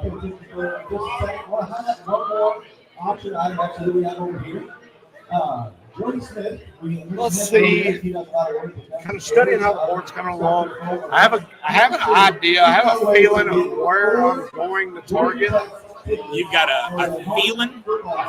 I got a feeling. Josh Jacobs comes off the board, followed by Jake Ferguson. And how you feeling about Jake Ferguson? I'm not gonna lie, that was the person that I put into my mental cue. Do I need to switch you, man? You're sounding a little hoarse here. Oh yeah, my voice is going. That's what happens when you pod 3 times a week in fishbowl. But talking about Josh Jacobs, Jake Ferguson, Nico Collins. Jake Ferguson was actually it was a long shot of a hope, but that was the hope for me, was to take Josh Jacobs or take Jake Ferguson with this next pick in round 5. Like I said, I put him in my mental queue. Oh, mental queue. But yeah. You got to be careful with it because you know everybody's listening to strategic. No, but that's what I'm saying. I'm putting it in my mental queue. I wasn't going to speak it into existence. Well, you can't do that because then you know it's going to get taken. And then it did anyway. And it did anyway. So Breeze got you. Huh? I said Breeze. Sorry. Drafted Breeze, not Drew Breeze. Breeze from our Atlanta drafts there. Nick Breeze, Steven. Yeah, you up. Absolutely. Did a little pow. He definitely did hit my guy there because Jake I have no idea why they were still on the board. Yes. Wow. Ahead of. And that's what we after Nico. But that's what we keep talking about is how the wide receiver quality is kind of getting pushed down the board a little bit right now, especially in this division. So there's guys that are there that I can kind of wait on and grab at a later point. And now I'm going to kind of pivot a little bit. Big when there's act. Pivot. And go a different direction with my next selection here once I come off the board. Alvin Kamara, the pick coming off the board here, 3rd pick, 5th round. Wow. A little earlier than I thought he would come off the board because you're not getting a lot of that rushing utility with an Alvin Kamara. His primary points of usage has been through the PPR formats the last couple of years. I think that's a little bit of a reach in this format. Kamara there at this point. Yeah, I mean, I think especially his receiving ability. Who else is on the board? Like, I think. Who was on the board? I think for you guys.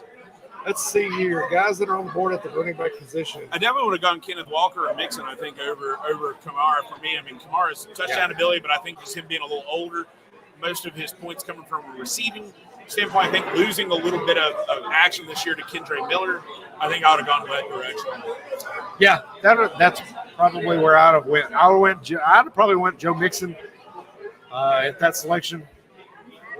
Yeah, over Alvin Kamara, especially. I think there's a chance that Kamara probably could have paid it back to him. I don't know. The way that that just, like I said, it feels like kind of like it's a little bit of a reach kind of coming down.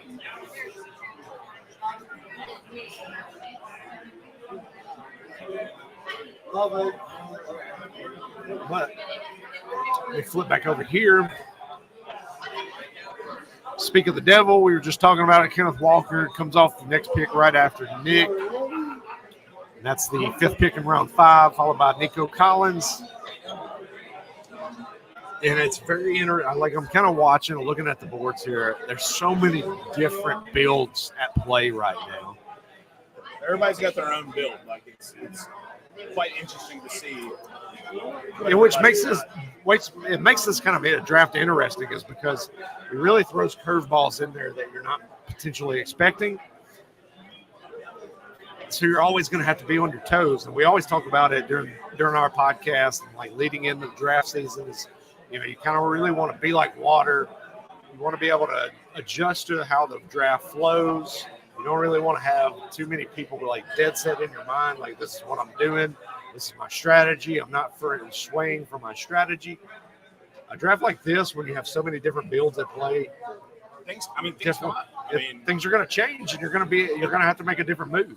Although it's really interesting, like we talk about that, you gotta adjust. This is kind of the exact like if I had my dream start, so to speak. I think outside of Pacheco for White in round 4 for me, if you're seeing on the board right now. It's kind of as I was hoping. Like 2 quarterbacks before 5, no wide receivers. Like I haven't exactly had to pivot. So. Yeah.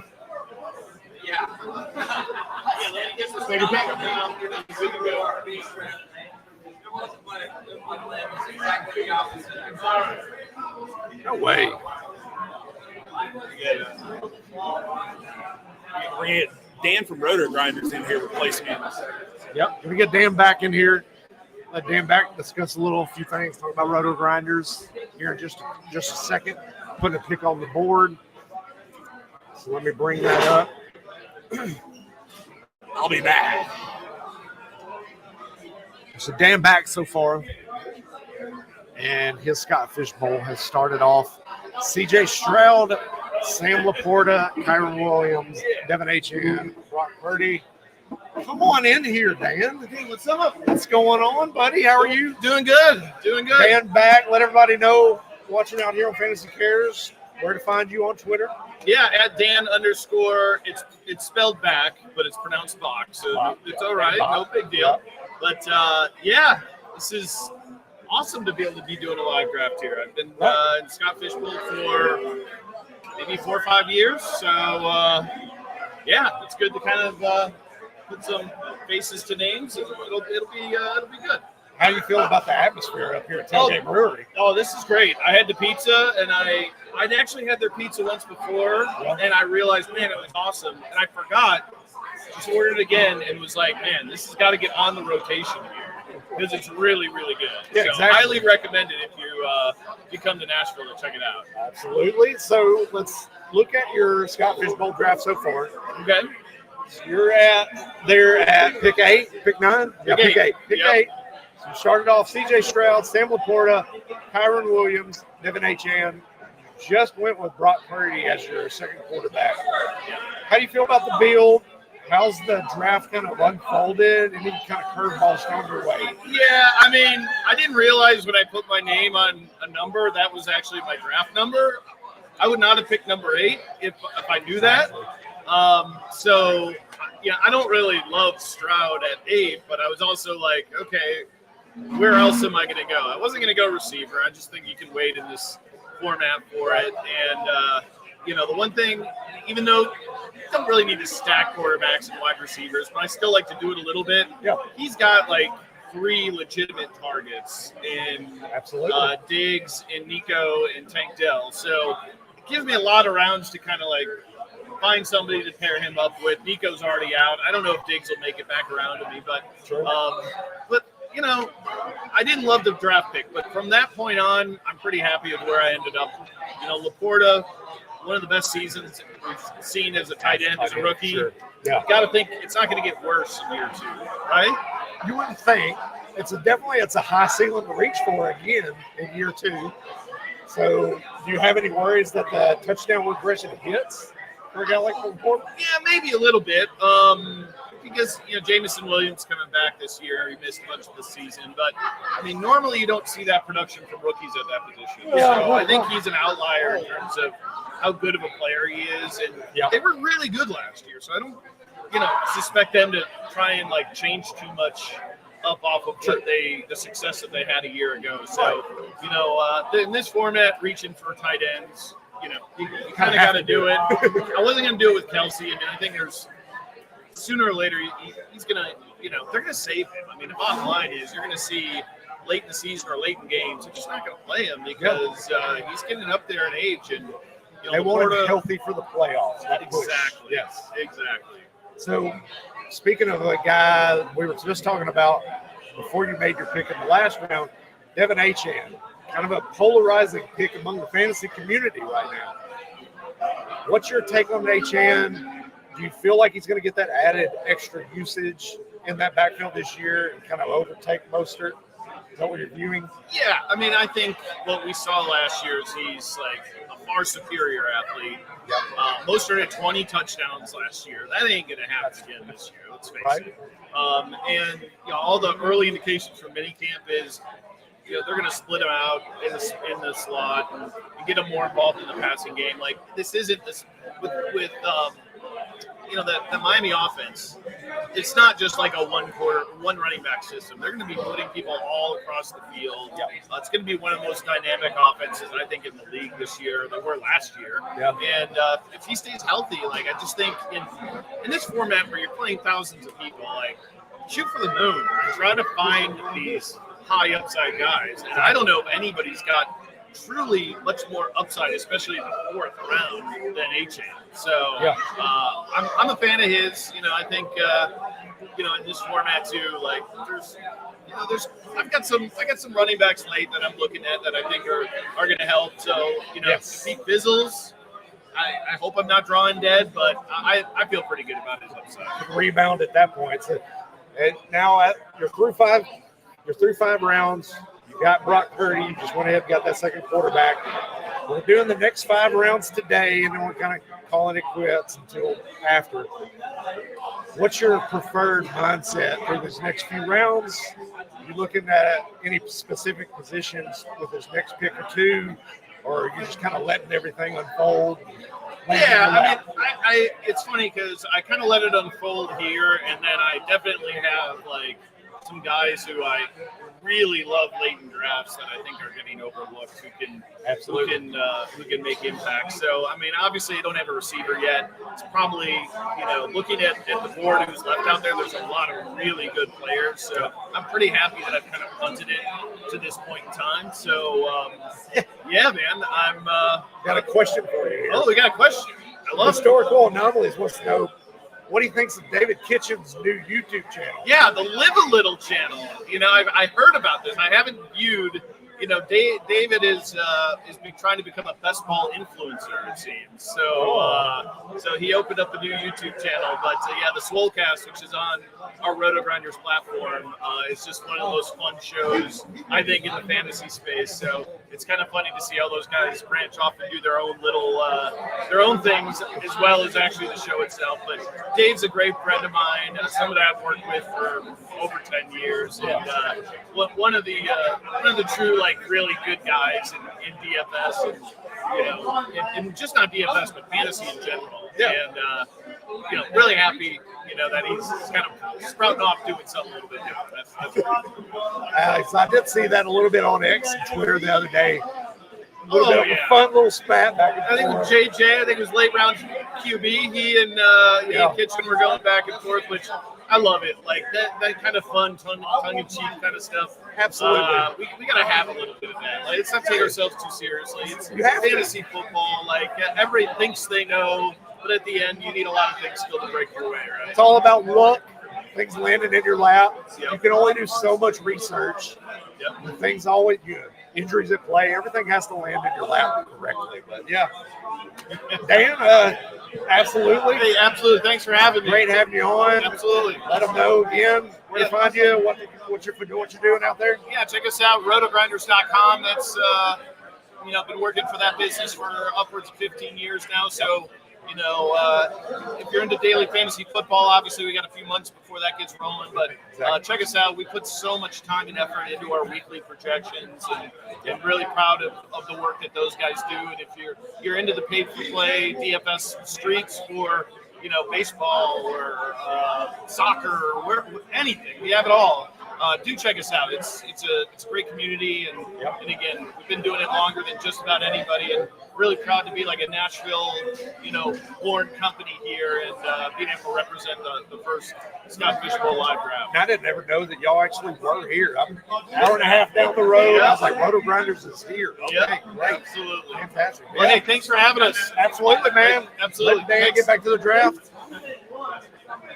Sliding back into things here, ladies and gentlemen, kind of check in on what some of the stuff looks like.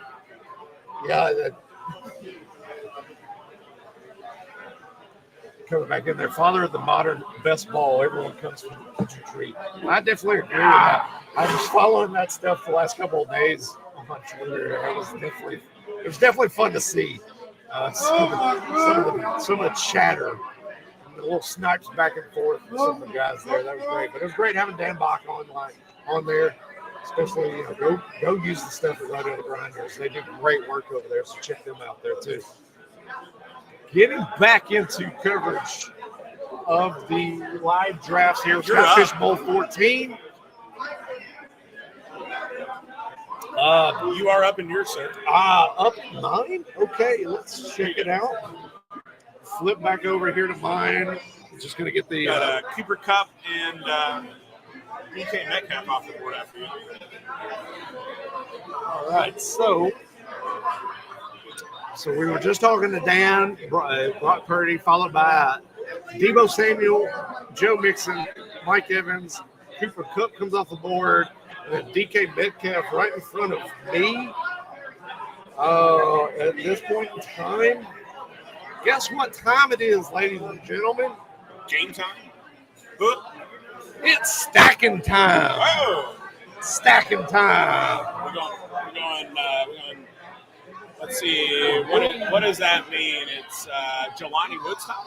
Yes. No, we went going ahead and grabbing Michael Pittman here. I don't want to take any chances. Michael Pittman's a guy that's, you got him ranked as one of those guys that's kind of right at the end, beginning tier 2, the wide receiver 2 type guys that are there. You can see right behind me, Tank Dell, Devontae Smith. Tank Dell's a great pick. I think in a league like this, like Dan mentioned, like we've talked about so far at this point, you do want to swing for the fences.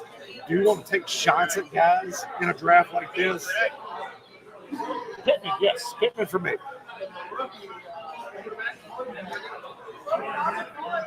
Now, as we're looking at the board,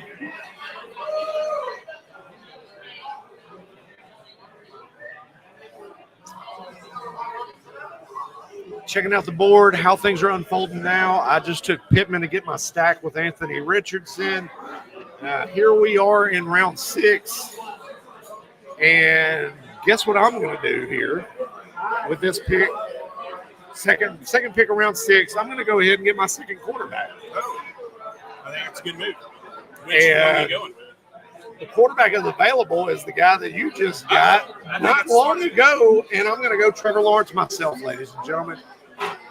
Looking at how this draft's unfolding, how the board's taking shape. Ryan Bolts, it says it's too early for Josh Downs. You betcha. It's too early for Josh Downs. But that's something to kind of keep in mind with Pittman and Anthony Richardson. I've kind of talked about it. Oh, bring it in. So, talking about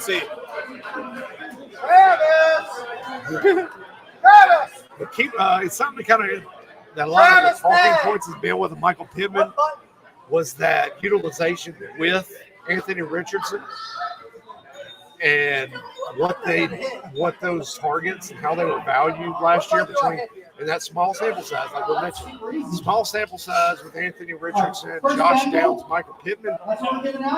Pittman and Josh Downs were not very far apart in target percentage of that offense. This is the Bengals bar, right? Bengals bar.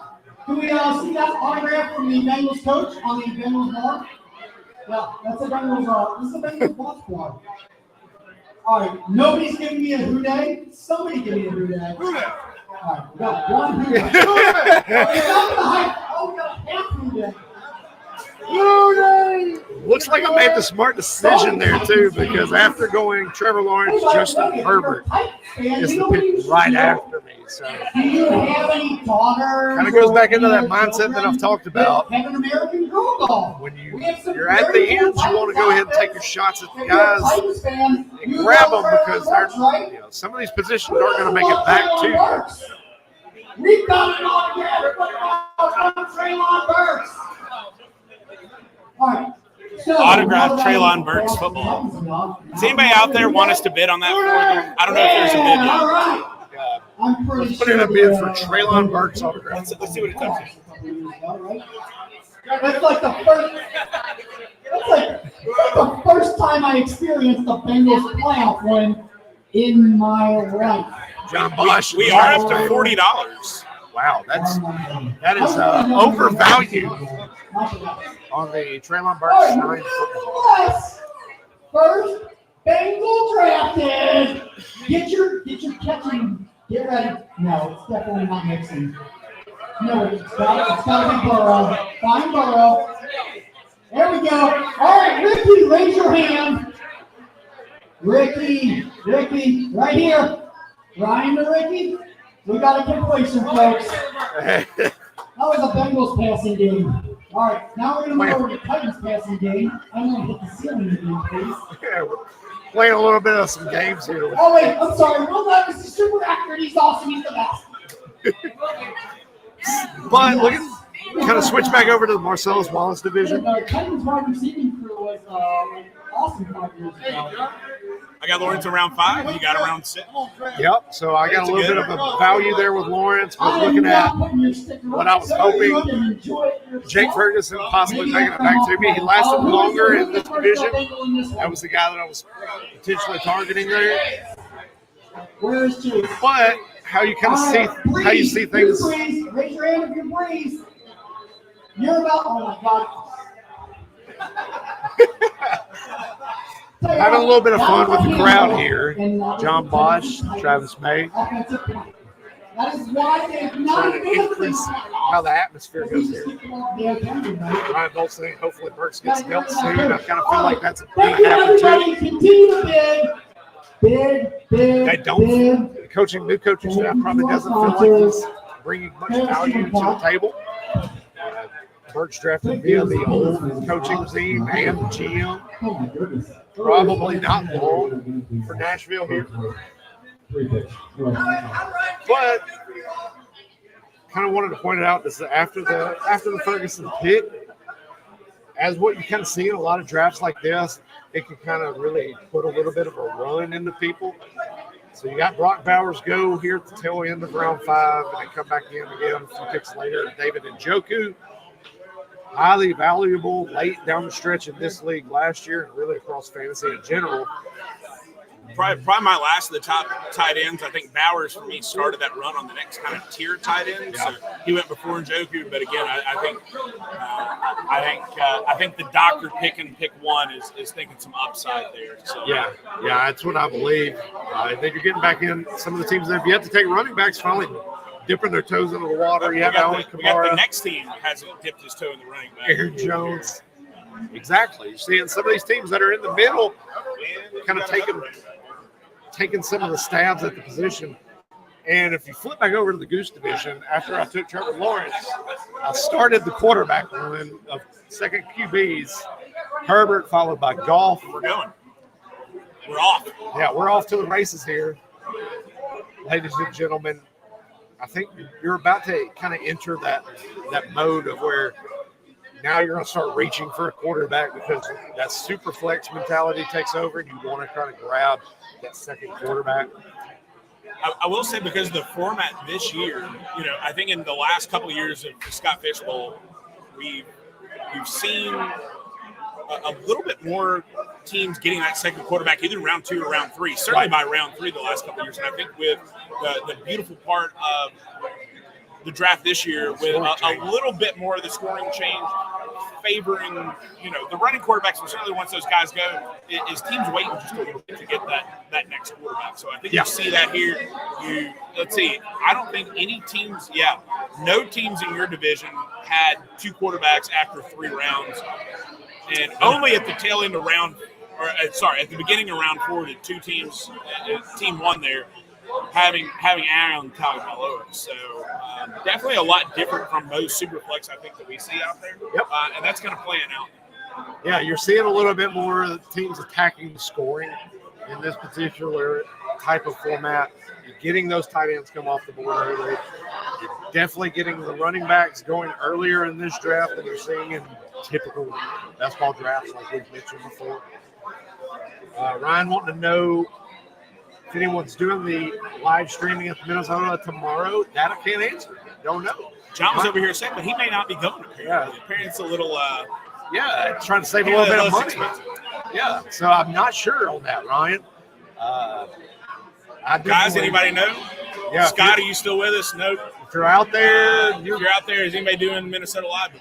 Yeah, definitely shoot that out there. Let us know. That way we can kind of promote that and stuff too. I do know on Sirius XM right now on the Fantasy Channel, my good buddy Scott Engel, the King, he and Anthony Aniano from Rotoballer Radio, they're actually covering the New York draft. So if you have a second, kind of pop in, check on that, see how their live draft, their event's going too. Scott Engel, very good friend of mine, got me my start in the fantasy industry. Been good friends with Scott for quite a while now. And bam, right, I was wondering when it was going to happen. There it is. We've popped the Raheed Shaheed cherry. Here we go. Here at round 6, pick 5, round 6. That kid Fett takes Raheed Shaheed here in the Goose division. And he slammed his pick on the board. He went, wow. Oh, he was making making a statement here, ladies and gentlemen. So looking back what over do you think? What do you think about that? Huh? What do you think about the Shaheed? Yeah, we get in that territory for you? there's so much. Yeah, I would say there's so much variance with it because for me, I think he's about the only guaranteed, like definitive guy that is getting wide receiver steady work in the offense and the rotation of the targets, but also takes that usage from a kick return and punt return standpoint. I think he's like that tier unto himself. And then from that point on, it's really going to be a guessing game with a lot of these guys. Do you want to pull the trigger on a Marvin Mims? You've mentioned a Khalil Shakir. And those guys is just what's their role in the offense truly? We know that they're going to be getting some of the usage on special teams, but how do you factor that into your mindset, your play, your how you're thinking with your draft plan with some of these guys? For me, I'm kind of hands off on those guys. Let me get some of the value elsewhere. Yes. But we're coming up, getting close to your selection here, round 6. The way your board's unfolding, you're probably coming up. We got a quarterback. Assuming Deshaun Watson. I think that's the pick I see on there. So I'm up here. There we go. Deshaun Watson. Feel like you're going to take wide receiver? I feel like that's the direction I want to go. I've had my eye on this guy for a couple of rounds here now, and I think that's the direction I'm going to go. I'm just making sure I'm not making a bonehead move, leaving somebody amazing out there, but I think that's the direction I'm going here. I'm going to make sure. Yeah, everybody there's. I'm going to go DK Metcalf. Solid. Metcalf's going to be, I think, having a really good year with Geno back here. I think a different offense in town. So, I think that's the direction I'm going to go for my wide receiver 1. Feeling amazing. So there we go. Yeah. Metcalf is his wide receiver 1. Who knows how the rest of the build could go? That could be the last quarterback or last wide receiver that he does draft for a minute. And so Ryan Grubb, Washington offense comes into play here with Seattle. There's been a lot of talk of that over the offseason. They've talked about moving DK Metcalf around the formation a lot more instead of leaving him locked in on one side of the field. I think that does nothing but good things for DK Metcalf. Really utilize him from a mismatch standpoint. I think you're going to see a guy like Metcalf get back into that area to where he is going to put up double-digit touchdowns. I think he's going to be back into the discussion of a wide receiver 1 here in 2024. I've got him ranked as right now over Rotoballer.com, kind of a high-end wide receiver 2, but I feel like that upside can push him into the wide receiver 1 discussion. So I feel like that's a fantastic pick there here this late. That's the 9th pick of round 6. I'm going to have finally got Ryan McDowell coming into the Woo Fantasy Podcast here. Coming in, he's wearing this fantastic Scott Fishbowl. That's a good one. Ryan, how are we doing, sir? Doing well. Thank you guys for hosting. No problem at all. We love it. I've done this now this 3rd year in a row. We've done a live stream at the Scott Fishbowl live draft. Nashville now. I feel like I'm at home. I live right down the road. How's the atmosphere? How you feeling? It's great. We were in Cincinnati last week. Awesome atmosphere there. This is matching it. It's a fun time. This place has been an awesome spot to have it. The staff is awesome. The drafters are awesome. Yes, perfect. Absolutely. Let everybody know that here on the stream where to find you on X, what you're doing, promote anything you got out there currently. Sure. Find me on X on Twitter at RyanMC23. I'm work on DynastyLeagueFootball.com. I'm just helping the fantasy carriers, helping the SFB machine roll along. Yeah, definitely, absolutely. We've been pushing fantasy carriers all show long. Get your donations in. Pump them in, ladies and gentlemen. We appreciate that. But you're not drafting today, right? I'm slow drafting today. You're still slow drafting. I'm watching the draft board. So how's your draft unfolding so far? Pretty good. I really want to go running back heavy this year, which was not the norm for me. Hey, everybody listen up for about 10 seconds. Got it, John. You gotta love John. Yeah, we gotta try to ignore it. I need to be way more. But anyway, as normal with SFB, it didn't go as planned. No running backs early. Mahomes, Kyler Murray to start, and then loaded up on wide receivers. So I think David Montgomery is already one. Najee Harris, RB2. So. There we go. Not terrible. Not terrible. They're getting solid RB2 guys, but they're going to get usage, Right. especially a Najee. Contract year, he's going to get a lot of work. Yeah, we're chasing those carries for the Exactly. SFP scoring. So, outside of that, the scoring change this year, of course, kind of threw a lot of people into a frenzy. Yeah. Always. We were just talking about it because he just came off the board in the Goose division. Yeah. How do you feel about these guys with that return scoring? You know, I mean, Shaheed's interesting because he's going to have a role in the offense as well. Yeah. You know, I think that's why he's the one that people are chasing so much. But you know, it's risky, right? I mean, it's almost like chasing kickers because we see kickers, we see kick returners lose their jobs so quickly. So I've mostly stayed away from the kick returners. Actually, like I said, Shaheed I'm okay with, but outside of that, it's a little dangerous. Absolutely. But then next to that, we talked about like how the quarterbacks are kind of getting pushed down the board, and even though it's still super flex, you feel like that's kind of the best draft strategy to a degree. Is kind of get your top tier quarterback early on. Obviously, you want to shoot for one with rushing upside. You mentioned you got Kyler, right? Yeah. Kyler amazing in this format. Should have a good year this year. But outside of that, there's really that line of demarcation. Guys get pushed down the board, different ones in the past. You've started with two quarterbacks. You should be good for a while. Yeah, I think we're almost around 10, so I'm starting to think about that third quarterback option. But I mean, you look at this draft here, and first of all, that's why SMP is so great. Every draft is so different. You know, we work so hard on the mock drafts and the ADP, and then that gets thrown out the window as soon as we kick these off. I mean, I see Jaden Daniels here in the third round. I love him in that range. He's a great one to chase. Of course, we'll see how much Caleb runs. You know, that one's a little more risky, but yeah, there's so many running quarterbacks now that you can build that team around those guys too. Yeah, so we'll switch over. I'll switch over to our division over here, the one I'm in with Goose. I went home run pick Anthony Richardson at 2. Yeah, talked about it. I mentioned it ad nauseum. Guy led the league in that small sample size last year. Wins per touch. Health, stays healthy. I feel like he's a guy that's, depending on how your viewpoint is with Anthony Richardson, he can win the league. He can be a league breaker. How are you feeling with a guy like Anthony Richardson? I know you see a lot of variance with him on Scott Fishbowl draft right now. What's your feeling with that upside? Are you want to take on those kind of gambles? Yeah, I mean, we've literally seen him go 1-1. He went 1-1 in my league. I was pretty bummed. I'm at the 6th spot and was hoping that he would be my pick. We've seen him fall to the late first, and I believe even early second in a couple, which is obviously a huge value. I mean, we know the story with Richardson. You know, it's all about that injury. If he's healthy, I think he's going to live up to that, top 3, top 4 quarterback ADP. So, yeah, I love the risk at 2.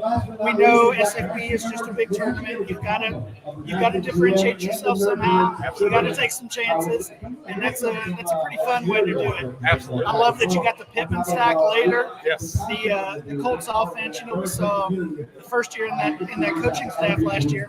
Even after Richardson goes down, Taylor was in and out of the lineup. Basically, they lose their 2 best weapons for much of the year, and it was a high-powered offense. Yes. I mean, the numbers improved so greatly from year to year. So I'm excited to see them this year. And even still, too, in that division, that the AFC South, you see a lot of those offenses starting to become more high-powered offenses. Points are going to have to be scored there. That bodes well. Second year is Shane Steichen's offense. Yeah.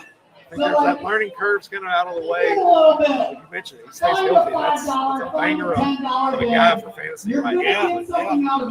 But outside of that, what's your other takeaways? What are your feelings for the remainder of your particular draft? Pretty balanced so far. Again, like I said, starting to think about that third quarterback. kind of moving almost to a full lineup.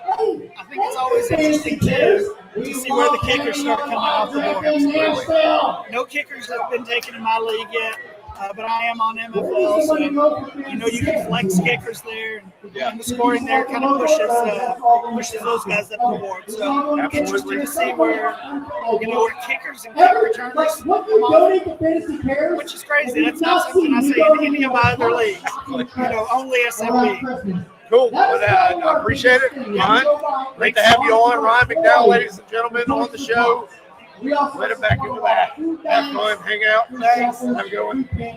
Whatever you call it around the country, wherever you're at, what do you call it? Love bringing on the guys. Talking to him. Ryan McDowell there, ladies and gentlemen. You know him. You've talked to him on X on Twitter for quite a while now. All the guys that I've had to get back and forth. The star of the show is back. Hold on. Thank you. Was it Lewis or Smith? Who scored that? Smith or John Bosch is just having an absolute blast on the microphone hosting this event right now. Nonetheless, I'll get back into it. Oh, yes, if you want to go Nashville live continuously, you know what we need to do? We need to show the proper support.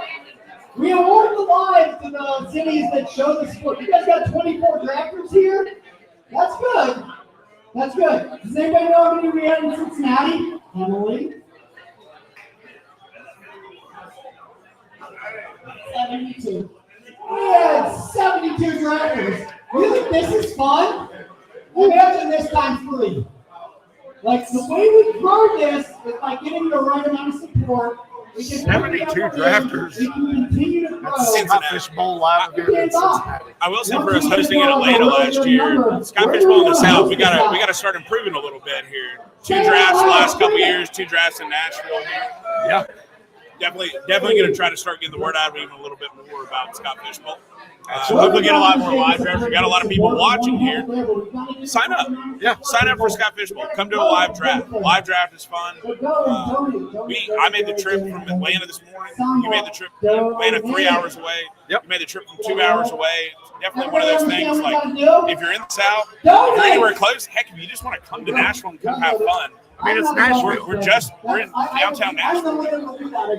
We're a couple blocks away from world famous Broadway. Donate. Yes, absolutely. John Bosch putting out there, we have to donate. Fantasy Cares, ladies and gentlemen, put your donations in today.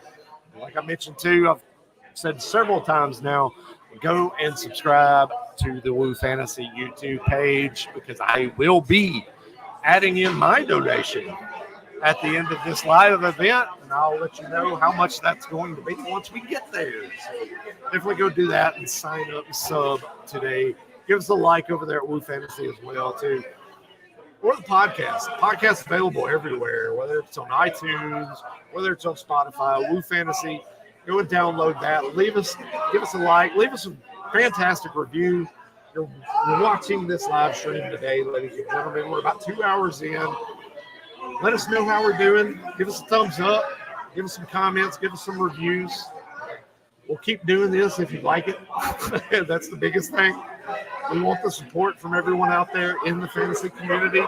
That's why we do this. I've been in the fantasy community since the industry started back in 2016 when I've been a steady contributor. Have we been doing the show this long? Not been doing the podcast that long, but I've been doing fantasy industry talk. Been articles, rankings, and stuff since 2016. So I've been around for quite a while. You're going to make me feel really weird if we've been doing this podcast for almost 10 years. No, not yet. All right, I'm on the board here. Back up. He goes first pick of 7th round here. I was thinking about going in the 7th round with him here just to go ahead and tap and hit that. So here's my board right here. Definitely not considering one of the return guys here. Maybe very soon I have an opportunity to get double points. I don't think I necessarily want to go that direction just yet. For me, it was between Amari Cooper and Devonta Smith. I think that's the direction that I'm going here. Let me look at running back one more time here, see what we got rolling. 249. I like the depth of running back right here just a little bit more. I think with me definitely waiting on the start for wide receiver. There's our guy Dante, DB. My guy from Jackson. He's in the SBFFC with us as well. So absolutely, what up, DB? Hope you're doing good today, brother. I think I'm gonna go Devontae Smith here. Devontae Smith. Am I crazy for doing that? What do you think? I like some of the running backs here. I feel like we got a whole lot of guys right in the middle here. Well, I'm not gonna lie. It just depends on what if you want a guy that's gonna be a steady contributor like a Devontae Smith, or if you want to swing for the fences type of a pick.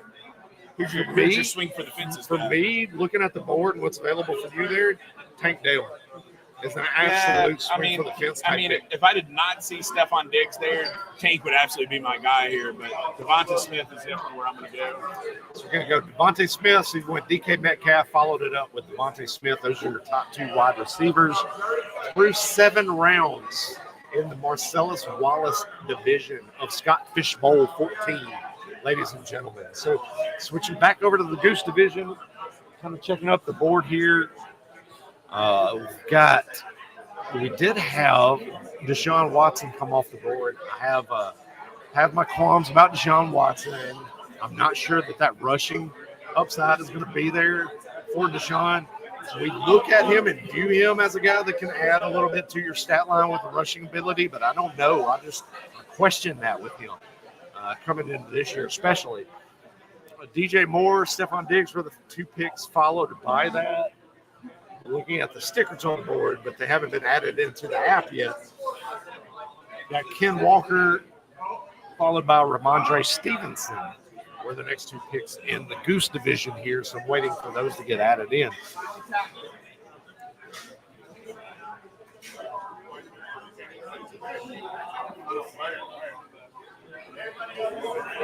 Our buddy Breeze putting in one of his first picks here to end the round. First running back off the board. Oh, wow. Not a bad pick either. Love that, actually. His first running back he takes is James Conner. So we talked about it on the running back show just the other night with Woo Fantasy. That's a guy that I have high hopes for. James Conner. Heavy usage, going to get the ball a lot, which is very valuable in this particular format with Scott Fish Bowl. So getting him as late here in round 6 just really speaks to what we talked about. You know, there's some of these running backs, with so much of that influx with the wide receivers that are getting drafted, you're going to get those running backs pushed down the board a little bit further.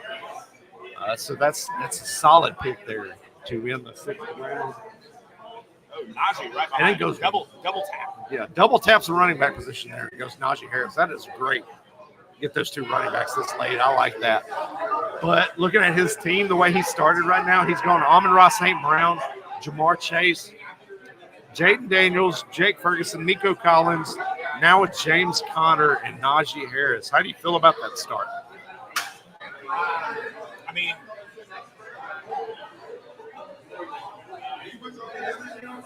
not a huge fan. Not a huge fan. I think to me the play for me definitely is not wide receiver early in this draft. I think if you're going to go Daniels, which again I think is a good pick, but I do not want him as my 1 in this format. I think if you get him, I think you have to go another one. Jake Ferguson, I think, is a back end tight end 1, is good in this format, but I think I do not want him. Yeah, I think obviously a little bit tougher to draft at the end of the draft here, but I think if he mixed in a running back, if he switched a running back like a Saquon or Jonathan Taylor in place of Jamar Chase or Amon-Ra, I would feel a lot better about the team. So let me ask from this perspective, if he would have started and say taken one of either Amon-Ra or Jamar Chase there with the 112, and then taking Kyler Murray, then Jaden Daniels, how would you feel about this? Solid build. Yeah. Solid build. That's what I was feeling. That's what I was looking at. Like the way that that team would look to me with this format if he would have went Kyler there at the beginning of round 2. I think in a regular format that would be amazing team. But I think we got to know. I think we got to know the format. And everything here. So those guys aren't going to be bad. They're going to get your points, but I think your opportunity cost them what you're losing out at quarterback, at running back. I think in this format, you really got to hit on these picks coming up. So you just really got. I mean, you got to hit a home run like a Puka Nacua or a Kyron Williams here to be able to make that team worthy. If you do, hats off. We'll see what Breeze does. I generally like Breeze's teams. He's generally done really good in Scott baseball. Yeah, he's quite the smart drafter. I'll give him that. I believe, if I'm not mistaken, I saw the other day he's going to be doing some work with Fantrax this year. So congrats to him moving over to work with Fantrax. See if we can get him to talk. Sure.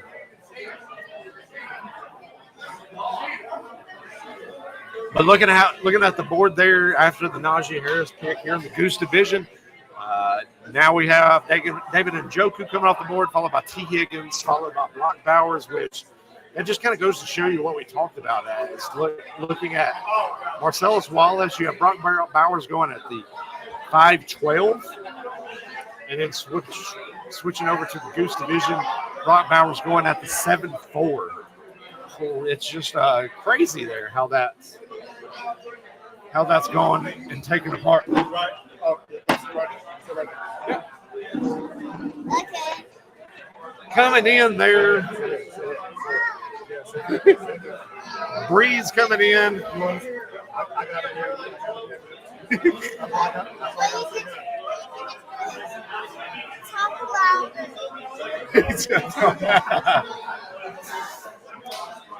So coming in, man, how's it going? You're at the 112.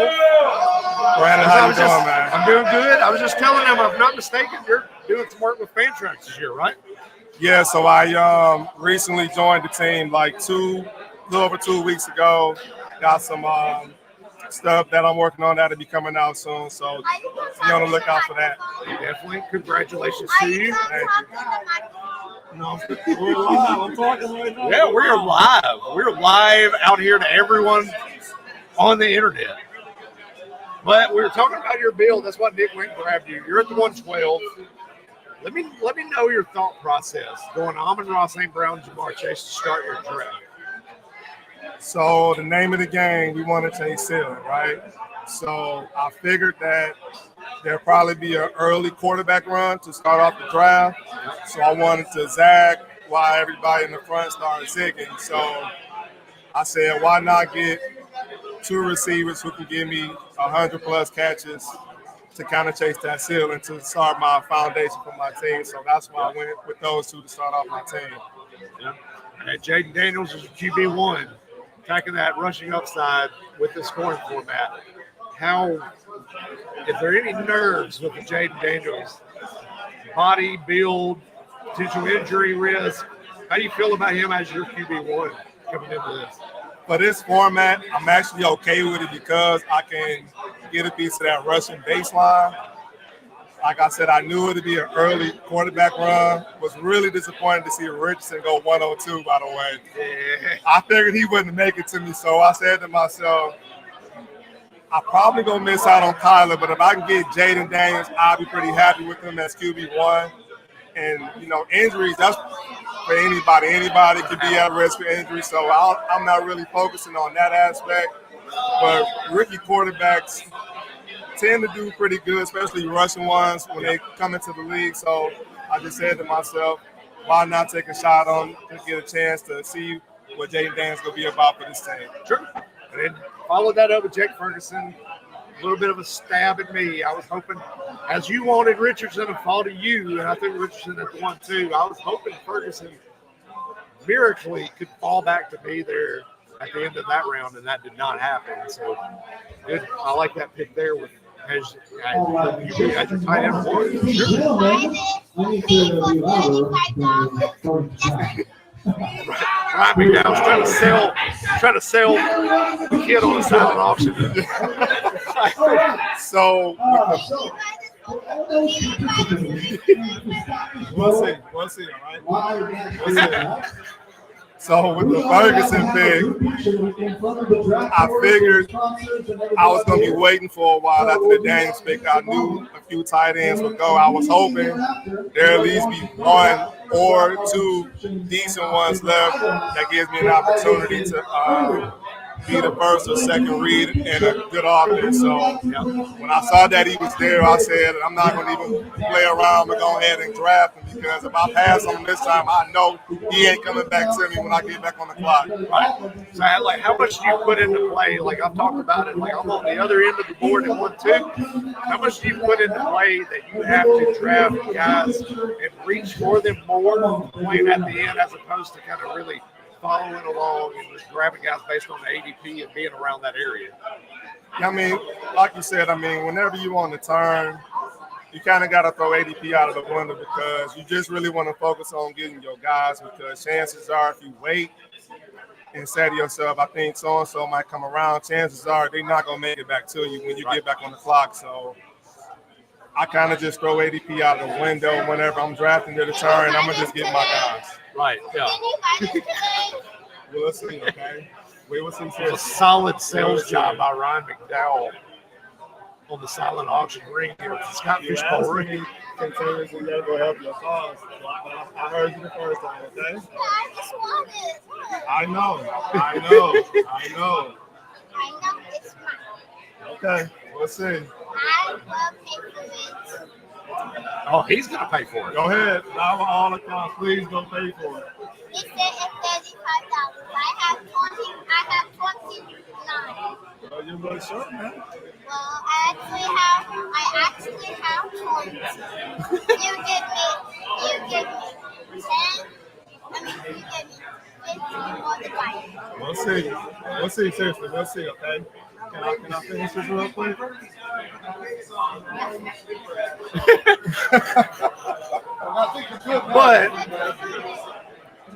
But you just finished your last two picks. You got your first two running backs, James Conner, Najee Harris. I commended you on those. Those are solid picks based on the scoring format. Love those two picks. So now you're 7 picks in. Doing the next 3 picks today before we kind of wrap it up for the day. What's your thought process and how you hope the board falls in your favor the next few picks? Honestly, I'm not sure how the board gonna fall, as we wrap around this 7-8 turn here. But if I could just find, 2-3 more gems that's beneficial for this format, I feel really good about my chances going into the season.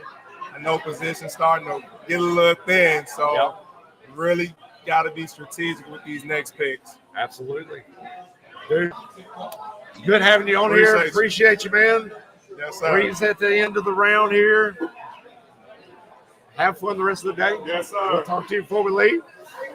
But where we are on the drafts here, I'll switch it back over and look at Marcellus Wallace division, ladies and gentlemen. Kind of catch things up back here. We were talking about Devontae Smith's pick there, 4th pick, round 7.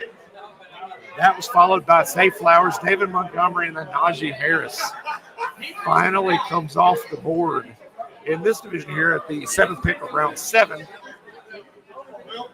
Things are kind of, you're getting into those pockets in these drafts right now where you're starting to see a lot of those guys in the same type of areas. So you're getting a kind of a better idea of where some of these players are going to go. All right, here we go. The back end, I'm about to be back on the clock yet again. We got Aaron Jones followed by George Pickens going to Dr. Harwood of the SBFFC. In that pick right ahead of me, just 2 in front of me. So at that point, we're going to kind of look. I want to kind of get an idea. One receiver, 2 quarterbacks. Where are you fingers crossed at here? Let's see what we got. Looking at the board, kind of where some of these guys are right now. So that's the George Pickens pick there. I know what I'm potentially thinking.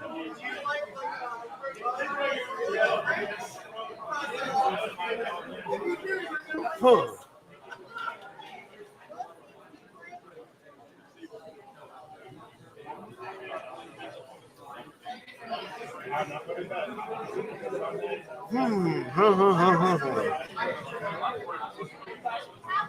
Going in the wide receiver board here for Drew.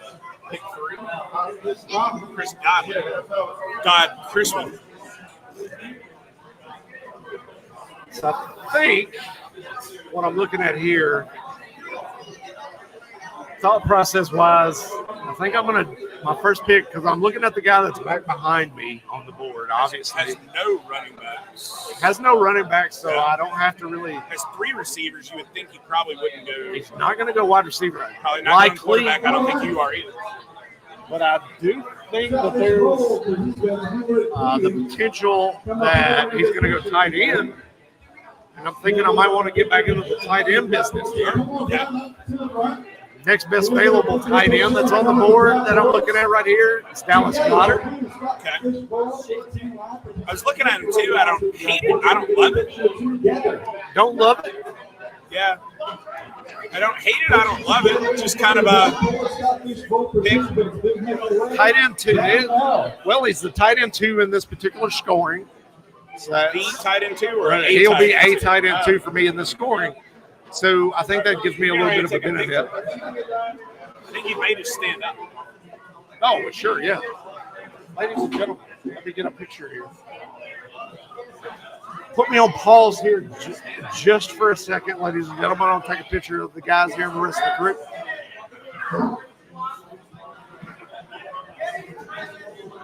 Let him the hell out of the way.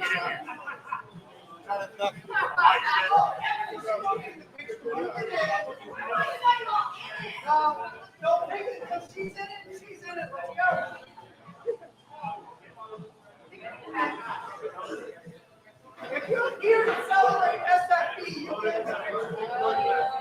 Whether you're traveling or not, you get a picture. If you're in the middle, you duck down a little and see the sponsors. That makes me nervous. No, you're good. Just that right eye, I'm saying. What do you think, guys? I'm trying to get you back. You like our sponsors? There it is. There we go.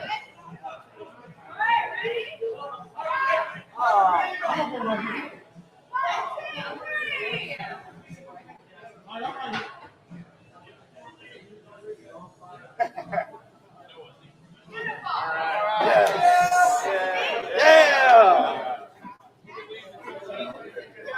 All right. So coming back in, ladies and gentlemen, we took the ceremonial group photo of all drafters here. Scott Fishbowl 14, Tailgate Brewery, Music Row, Nashville, Tennessee. Back to business here, though.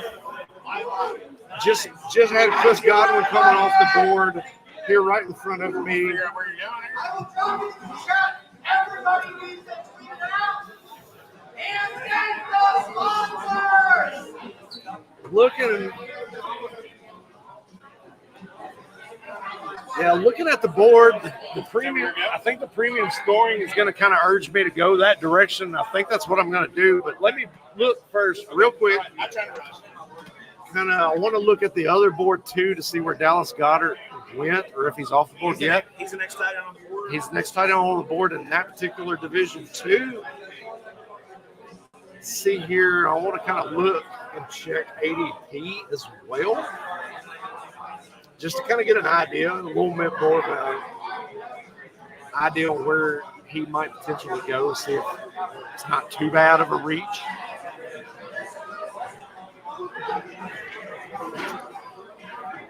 Let's see.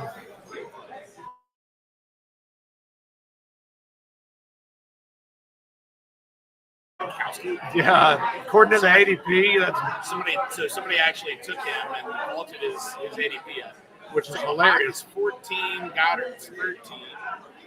Overall value, what is that? It's 88. 6 and 12 is 72. Yeah, so I would be taking him ahead of value.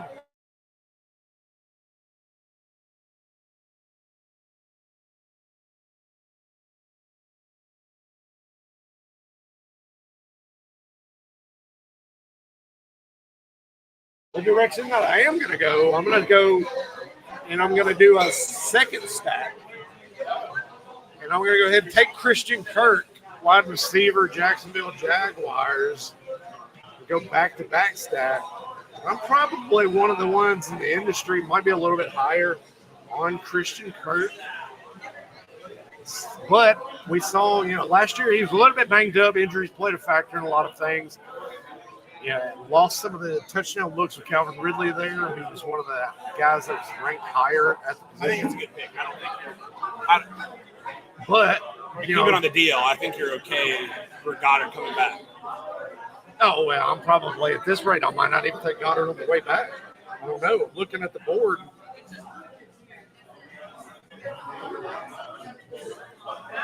just kind of studying some things here and seeing how it looks. Zamir White goes right behind me. But I wanted to get back to Christian Kirk, that the healthy season that he had 2 years ago, his first year in Jacksonville, putting up pretty much borderline wide receiver one numbers. Getting here at the 11th pick of the 7th round, he's another stack that I have available to my disposal. I think I was kind of had to make that kind of a pick. Because I was even looking at Christian Kirk, whether it be my first selection or my second selection on this draft here.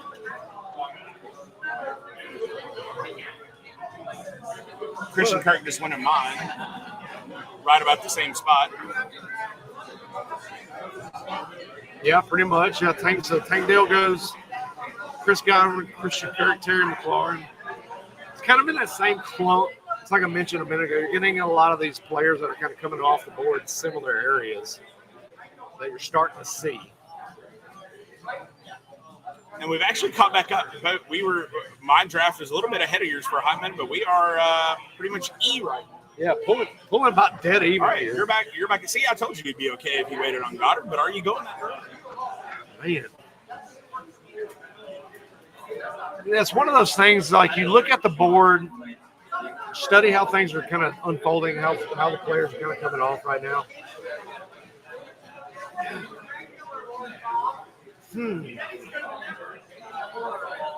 Yeah, it's a mystery. It definitely is. Let me look here if there's other players down the board that I might be interested in. Because I have a feeling that he's going to come off the board fairly soon. But you know what? I think I'm going to jump back into the running back market. And I'm going to take David Montgomery here at this selection. And that gives me solid core running backs here. David Montgomery will be my third. Thought about I really, really wavered on Dallas Goedert there. I wanted to take the second tight end because of the premium scoring. If I don't hit on a guy like a Dallas Goedert coming back around the next couple of picks, I think I might have a chance to get another guy over the course of these next two picks.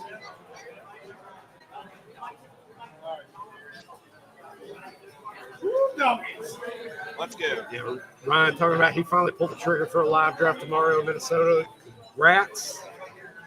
Like we've said, that's the way to go. Live drafting with the Scott Fish Bowl is fantastic. All the new friends you get to make while you're here, that's one of the better things about it. It's not just the NBA that's fantastic. That's right, yeah. Yeah, because, too, they're bringing back the old John Tesh NBA music. It's a good segue to bring that up because it's going back to the NBC probably once all the negotiations are finalized. I digress. But we are kind of wrapping up last couple of rounds here. We'll go through 10 today. Doing 10 today, like you mentioned. How are you feeling so far? Let me switch over to yours and kind of look at yours. Hawkinson just comes off the board there. So far, so good. Yeah, I think I'm kind of right where I want to be. There is a pick or two I would like to hit on. I'll be feeling really good at this point right now. But, yeah, Hollywood. Yeah, both of us kind of from working from separate sides of the board, kind of working on similar builds. Which is kind of interesting considering. Rushing upside quarterback for your QB1. Both have Trey McBride as our tight end 1. Both have Trevor Lawrence as our QB2, which has at least a little rushing ability. Yep. So not completely void of that with our QB2. So we were talking about, I was talking about it a few minutes ago with Ryan McDowell too. We talked about he was interested to see when kickers were introduced. How early are you potentially eyeing that? Because in the sleeper drafts, we do have to have a kicker. We do. Last year, at least one, if not two teams had a kicker before we ended the 10th round. So I'm going to say at least one team has a kicker before we leave here today. Good. Yeah. I won't be that person. Not going to be that person. I'm gonna wait till a little bit. Back to I think you definitely want a kicker that has a good offense behind him. Yep. With the points for extra points and everything there, so I think you definitely want that. Yeah, getting the 3.3 per extra point, and also a point for every yard that a field goal made is for. So I think I'm definitely going to wait just a little bit. What about you? I know you love kickers. So. Yes, I love them. I think they should be in all fantasy leagues. Absolutely. No. I think kickers should be devoid of all fantasy. You speak nonsense. But the way the scoring is set up, like we mentioned in this league, they're valuable. Like for me, I think it would be a situation is obviously we want to study the board and how things are unfolding. I kind of eye that area of around like 13. It's kind of the area where I really want to look for the kicker coming off the board. What's first kicker? Where's average ADP on the board here from kickers? Average ADP for place kicker. Oh, not even a kicker yet. Place kicker. Place kicker will be the title for this. Let's see. Got to be ahead of that.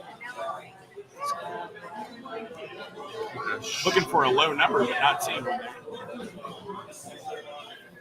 Place kicker, Justin Tucker, coming off the board overall 151 currently. We're looking about round 13. So. Yeah, just around about that. So kind of where I figured I would start thinking about quarterbacks coming off the board. That's what I feel like that's where you're looking at. Around about the 13th round or so in that area.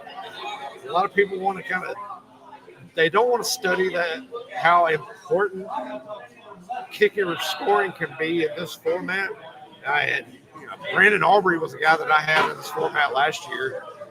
Was an absolute stud. Led the league in points. Was the top kicker in fantasy last year. Nobody knew who he was coming into the season. Bill Underwood pointed out, he says, wait on kicker until preseason. Take a flyer on somebody instead. Unfortunately, we can't do that. We have to have a kicker before we leave. So. Yeah. Not before we leave, but before the draft is over. Well, before we leave our drafts and get done with our round. Yeah, we have to roster a kicker for sure in our Scott Fishbowl drafts on sleeper. That is which I will say, if I wasn't on sleeper, I think you absolutely need to roster a kicker. I mean, consistent points. If you go back last year, absolutely, you're getting consistent points from these guys. So I think it's definitely something not to sleep on. Sure. Even if you're not on sleep. A lot of these guys are going to put up points that are going to rival what you'll see at wide receiver 3 in certain weeks, and you're going to be able to put him in one of your flex spots. You guys signed the sponsor board yet? Sign the sponsor board! John having a come party.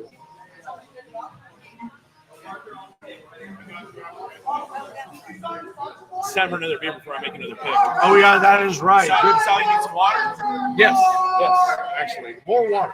No, that's a great pick. I didn't see him on the ADP there, Ryan, but Ryan Bolts brings up a great point there.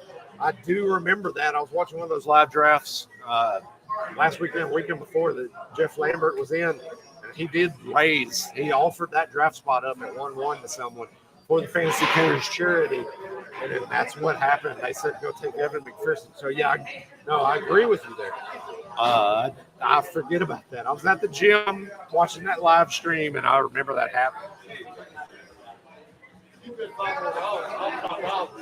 Yes, Bill Underwood. We do have to draft one. I think they won't allow us to be done with our final fishbowl draft without a kicker.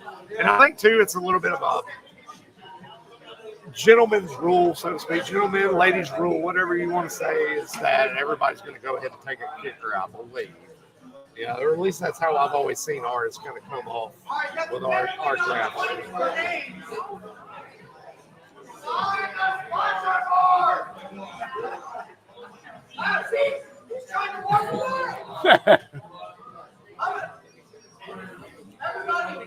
So it looks like in my Goose division, I had David Montgomery, where I took second pick, round 8. Jonathan Brooks comes off the board. Tyjae Spears comes off the board. Jonathan Brooks is the RB2 for Drew, team 3 here. Tyjae Spears goes to Dr. Harwood for the SBFFC. Big Titans fan here live in Nashville. So kind of a homer pick there, so to speak. And Kirk Cousins goes there, pick 5 in round 8. Did everybody sign the 2. sponsor board? Like I said, Ryan's got a man button. He's not afraid to use Bill it. saying Bosch is He's a boshing. terrible person.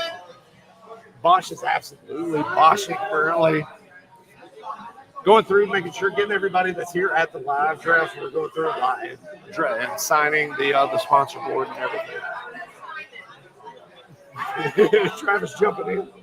Travis checking everything on the silent auction board currently. Travis jumping back in. How are things going, Travis? Pretty good. We're actually about to announce the results for some of these subscriptions that were donated. Some generous subscriptions donated by the late round QB himself, JJ Zachariason. Great. Yes. Legendary upside, of course, Pat Corain there.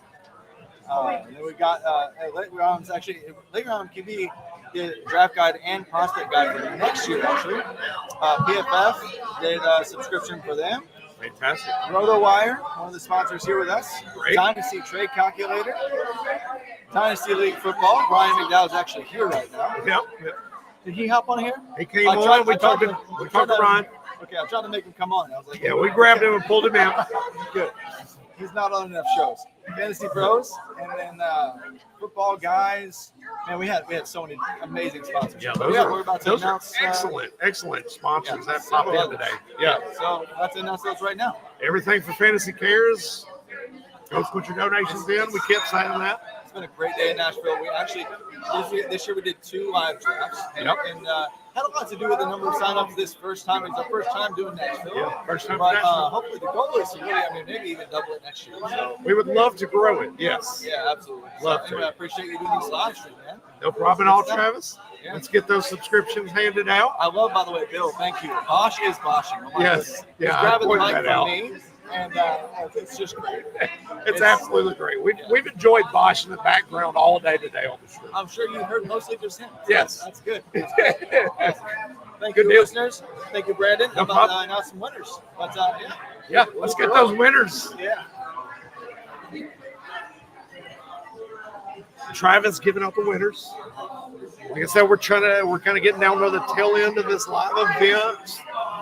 It's been a fantastic time today here at Tailgate Brewery. Obviously, my voice has taken a beating today during this so far, this 2.5 hours. So we'll have to do some recoup time. But other than that, it's been a fantastic event. First time for Nashville, just like Travis mentioned. Been a good event. Things have been going off very smooth. But obviously, he mentioned it. We've mentioned it as well. We want to grow this Nashville Live event. We want more divisions in Nashville next year. So go sign up for Scott Fishbowl 15, scottfishbowl.com. Put in your league preferences. Say you want to draft live and point your location to Nashville. I mentioned earlier, if you're just a few hours away and you want to drive here and hang out with us, we're going to do this again next year with this Nashville Live Draft if we're hosting it again next year. Blue Fantasy will be hosting this podcast, this live stream again next year. Obviously, big kudos to Fantasy Cares out there. Shout out to those guys for letting us do this on the YouTube channel with them too as well. Big ups to those guys over at Fantasy Cares. Big ups tip of the cap to my good friend there, Scott Fish. Known him quite a few years now. Met him in person for the first time back a few years ago at Flex Draft in Washington, D.C. If you've never met Scott in person, everything they say about him online is 100% the truth. Fantastic guy, great to talk to, easy to know. I mean, just a very humble individual, very nice. Like I said, tip of the cap, Scott Fish, for giving the Scott Fish Bowl and creating this nationwide, really now worldwide event, which is known as the Scott Fish Bowl. I'm up here. Coming back over, we'll flip it back over here. Goddard, I tell you what, Goddard was going to be my pick. So I am trying to figure out. I'm not going to go another tight end here. If Heigman's on the board, maybe I go that direction. Looking at some running backs here is kind of probably my target here. There's a lot of wide receivers on the board that's right around that same mark. So running back, I've got Tajay Spears, Raheem Mostert's available, Javonte, Nick Chubb, and Tony Pollard. What would you do? I'm not touching Nick Chubb with yours, as we talked about on the podcast the other night. I'm not talking Nick. I don't have any type of Nick Chubb. I don't want that at all. I would lean towards Pollard. It's kind of the direction I'm thinking about going. I thought about Spears maybe, but I think Pollard may be going. I think he's probably going to be my pick. So that's the direction I'm going. Yeah, that would probably be my lean. Kind of had a small inkling, but I think you can kind of wait a little bit. Jaylen Warren's a guy that's interesting in that range as well. Jaylen Warren could potentially get some heavy usage in that Arthur Smith system with Pittsburgh this year. Could see a little bit of uptick with potential usage in the red zone. We saw Arthur Smith last year kind of spread out the love when it comes to red zone usage there. So Tony Pollard's the pick there for Nick. They're coming in towards the end of round 8. Coming back over to the Goose division here in my division. Dallas Goedert does come off the board. My gosh. Really was hoping to see him there. Justin wins the legendary upside subscription. Yeah. A-Ron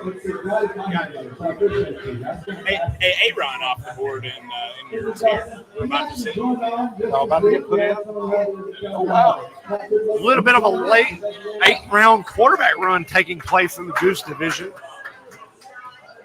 So we have Kirk Cousins there, like I mentioned a minute ago. DeAndre Swift, Dallas Goedert, Hollywood Brown. Now we're getting into a little bit of the quarterback run. Looks like it's going to be Matthew Stafford, followed by Aaron Rodgers, followed by Baker. Big Daddy Bates. Big Daddy Bates coming there. What's your strategy? Are you taking a QB3? What's your thoughts? What are you doing? What is your plans? Are you taking a quarterback? Where are you thinking you take? I'm absolutely taking a third quarterback. That goes without saying. But honestly, I'm shocked. I'll say I'm shocked.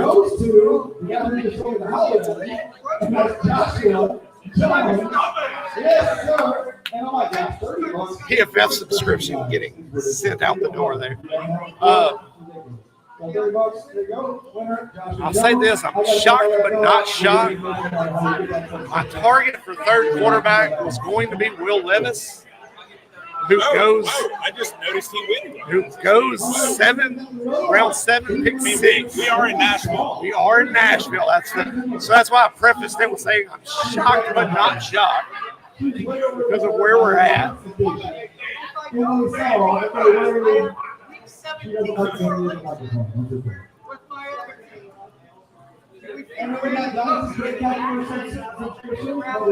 I am waiting the lonely wait right now to swing back around the 9th round for me.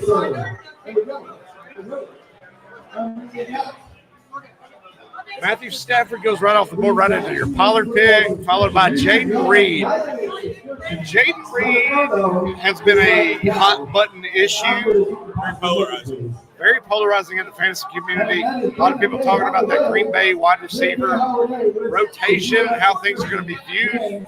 Well, how do you view the Green Bay wide receiver rotation? Do you see Reed as being the unquestioned wide receiver one there? Or would you wait a few rounds and target a Christian Watson, who typically has the higher target share when healthy and on the field? Even our boy Romeo Dobbs. I mean, it reminds me a lot, granted on a little bit smaller scale, of the Texans situation. You've got 3 wide receivers. I would lean to not take the highest draft of them all. I'd rather have, like in the Texans, I'd rather have Tank Dell. In this situation, I'd probably rather go Romeo Dobbs or Christian Watson. So, again, I don't have a problem with that here. He was pretty close up on the board next. I don't think I view him as the alpha in that offense. And Will Levis goes in orange. Now Will Levis off the board, and Marcellus Wallace with a backup of Calvin Ridley right there. Goes with the stack. We continue to talk about it on this podcast, but it is stacking has become the name of the game when it comes to big field tournaments like this, especially with best ball, like on Underdog. A lot of guys going and getting their stacks. You're seeing that done there. And I think that is a very, very undervalued stack. Will Levis and Calvin Ridley. I think that's going to be a nice battery, so to speak. I will be honest, like you, I was really hoping Will Levis for my QB3. With us being in Nashville, I really didn't expect that to happen. But sure. No, I think Levis is going to be a good QB2 in this format and everything here. There's definitely a target of mine or two that I would love to go with as well. But Levis has got the offense here in town. Look, they've got 2 really good receivers. They've got some receiving backs coming in. Tony Pollard that I just took, Tajay Spears, Chigga Conquo. So he's going to have all the weapons possible.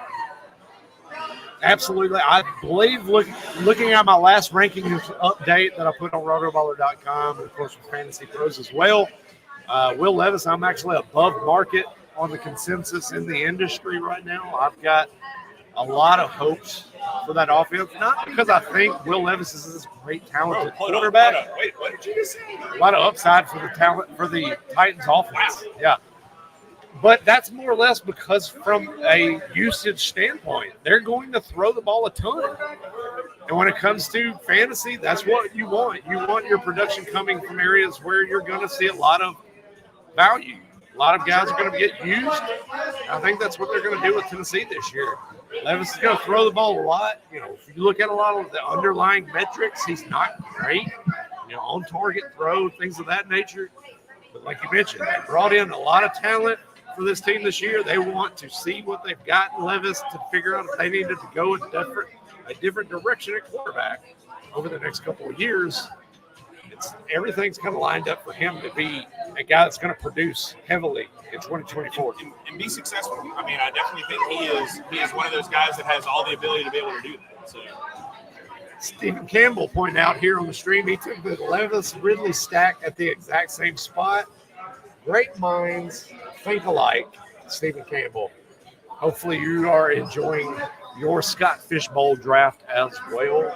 And everyone, of course, like I mentioned, that's watching out on Fantasy Cares on the YouTube channel, go subscribe to Woo Fantasy, the channel on YouTube.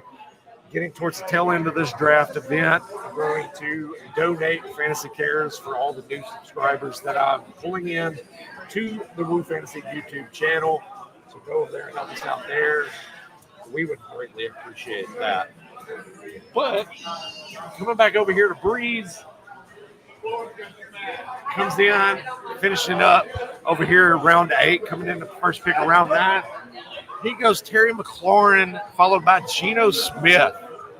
Geno Smith let a lot of people down in 2023. We mentioned it earlier with the DK Metcalf discussion with Nick's team. Ryan Grubb's offense coming in this year with the Seattle Seahawks. Gone is the Pete Carroll administration. How do you feel with Geno Smith this year? New offense. Do you feel like he's going to lean more back towards where he was 2022?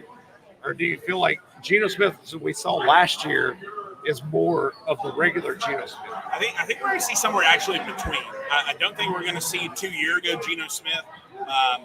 That was off the chart, Geno Smith. Nobody expected that. Yeah. I don't think it's going to be as bad as it was last year. I think the new offense coming in, I think we're going to be a little bit better.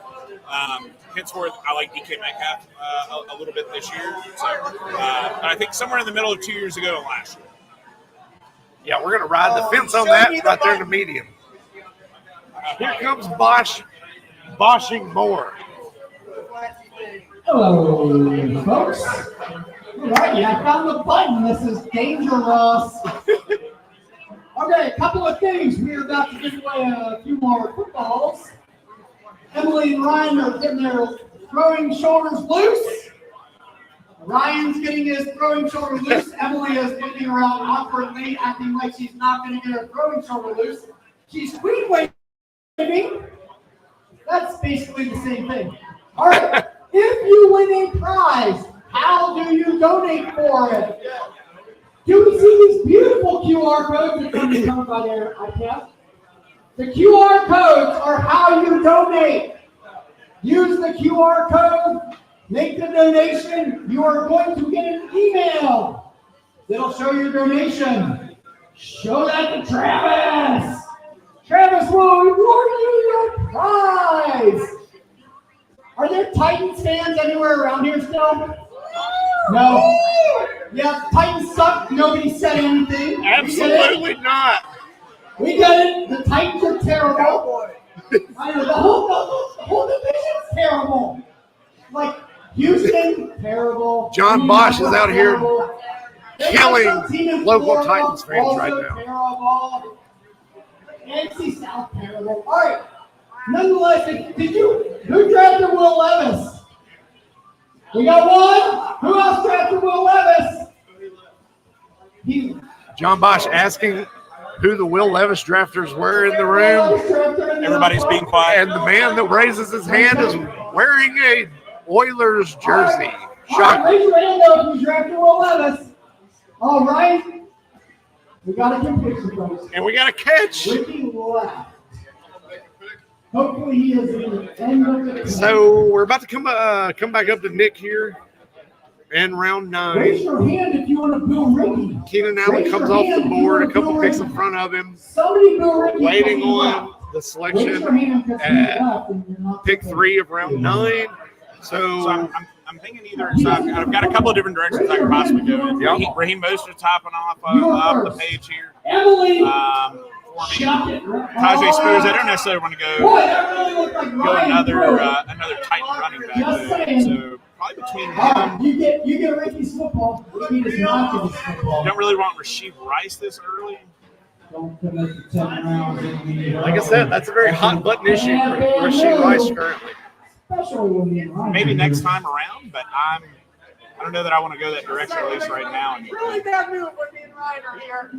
That's going to make the wrong people mad. I think I'm going to stick with, let's see. What do I want to do?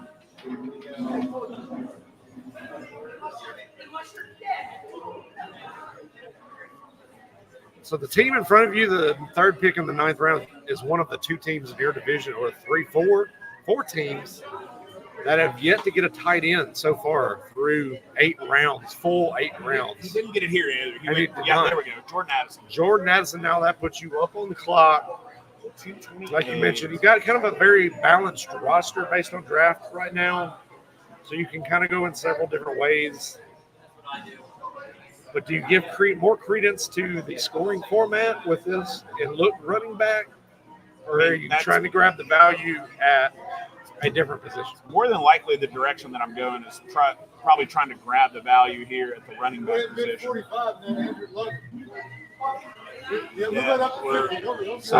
I go Javonte? Well, Javonte, if you want to look, we'll switch it over here to the Goose division. Javonte just goes off the board. Sure.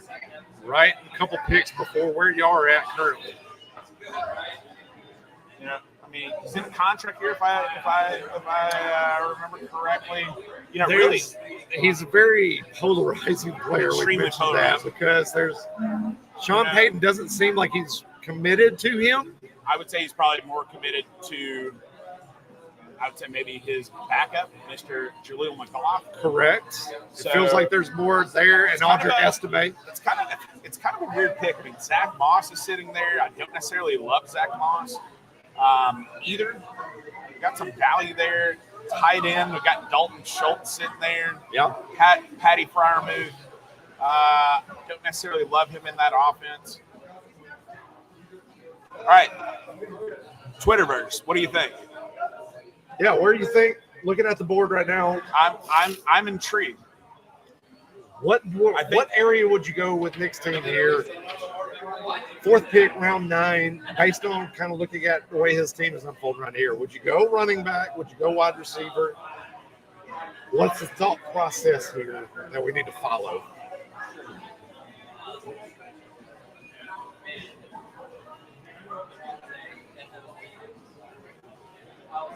Shoot the comments in there. He's on the clock. I'm intrigued. I think I know what direction I'm going with. What am I missing?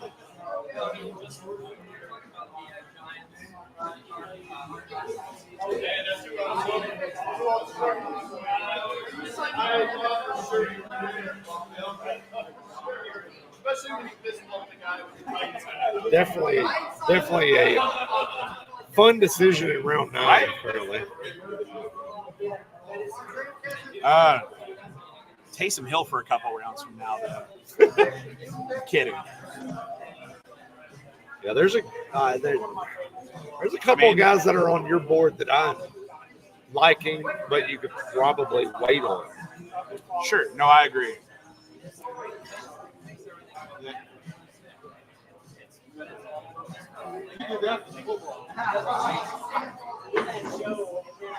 You ain't fooling nobody. Where are you going with, babe? I'm going to take John Hopkins.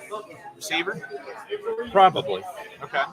Probably where I would go in your position here. And there's a guy that you just put your name on him. That's where you would go? That he is going to be a heavily targeted wide receiver in the offense that he is in. I believe that's where we're going. The selection that he is going to make here, and 3rd wide receiver off the board for Nick Hefley here, 4th pick, round 9. He's going to select Deontay Johnson, wide receiver, Carolina Panthers. We've seen so many metrics point to Deontay Johnson as being a guy that's completely undervalued. Can separate with the best of them, can get open, and that was a big problem for Bryce Young in that offense last year, is that they just could not get any receivers to get open, and that's something that Deontay Johnson brings to the table to that offense this year. He can get open and create an easy throw for Bryce Young this year.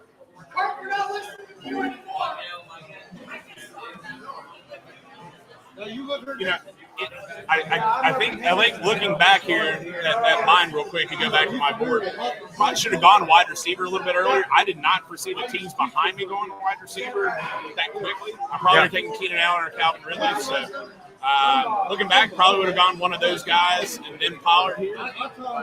Yeah. Those are the things you see unfold in a live draft when you're doing these. Is watching the board, kind of have an idea of how the draft's going to play out. And like Ryan McDowell mentioned earlier, it goes completely haywire, and it goes against what you're actually thinking there. But yeah, I mean, I'll say this: the pick that I was, he's still available in yours, so I'm not going to mention him by name. Point to him on the board. But on your board, I'm going to. Interesting. Yeah. I definitely thought about that as well. One of the reasons I think I waited on that position a little bit is I think the value is very condensed. Yes. At this point, which. Yeah. All of it gone off the board there. We have also in the Goose division, if you're sitting here live, got Will Levis, Calvin Ridley got the stack completed here in this division as well. We got the Western Kentucky University dance team will put the stickers on the board. Real fun time. Dalton Schultz just goes in you guys. Oh, darn it. Is that where you were hoping to go? Yeah, these tight ends are starting to come off the board, and I'm really eyeing the second tight end kind of around this area because you don't want to completely ignore, especially in a tight end premium, you don't want to completely ignore and wait too long at a position. But like we mentioned, there's so much of this value that's kind of getting bunched up, pushed into certain areas. It's hard to ignore.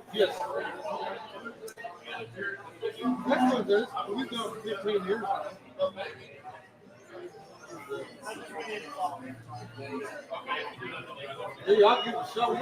We got a lot of, you know, Randy Scott Stein right there.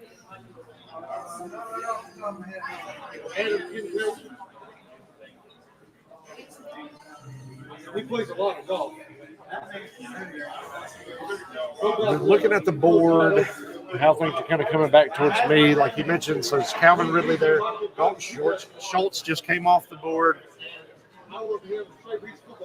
Looking at a lot of the other players that are going to be available in this range, and kind of seeing who might be there, guys that I might want to potentially attack. You have a good time. I'm going to send you a video.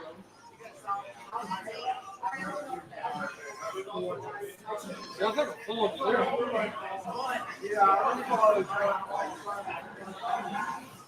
So in this in the Goose division here, TJ Hawkinson has yet to come off the board. That's one guy that I'm looking at. But I'm also scared of, obviously, of the late season ACL injury that he suffered last year. So it's probably going to push me off of him. And at this point, I'm kind of at a spot in my rankings and looking at players where it's just there's a tier break there. So where Dalton Schultz is a guy that I was looking at. I feel like there's a little bit of a regression from last year where he was heavily utilized. Now you have more targets in play. But for me, he was kind of that last guy at the end of a tier. Could go Hawkinson, but not really feeling it if he's going to be available. I mean, I don't know how long he's going to be out. If you could tell me right now he's only out 4 weeks, I'm on it. Sure. But that's the thing. It's like how long he's going to be out, how healthy he's going to be when he comes back. Is he on a play count, snap count when he comes back? Who's to say? That's something to kind of look at here. But we're kind of getting into the nitty gritty here, so to speak.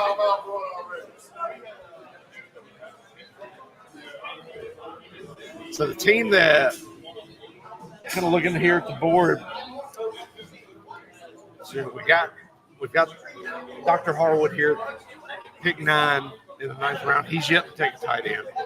So I think that's probably something that's heavily in play here. Looking at the board. Kind of getting into this range here. He said he's maybe going tight end. He's maybe going tight end. I got my eye on 2 of them. I may go back to that. I might go. I don't know. I can't wait. Jaden Reed in that range, who's still available in this league.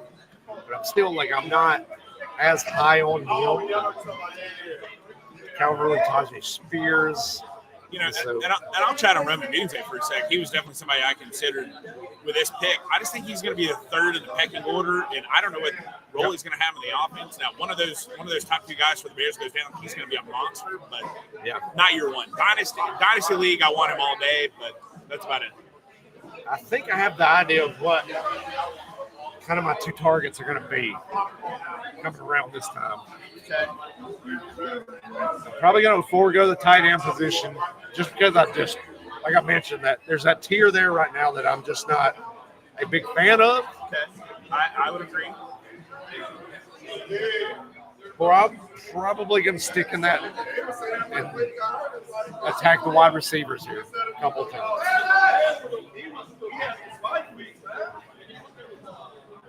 think where you're at, it's probably a solid build, at least with one, if not both of the picks. So.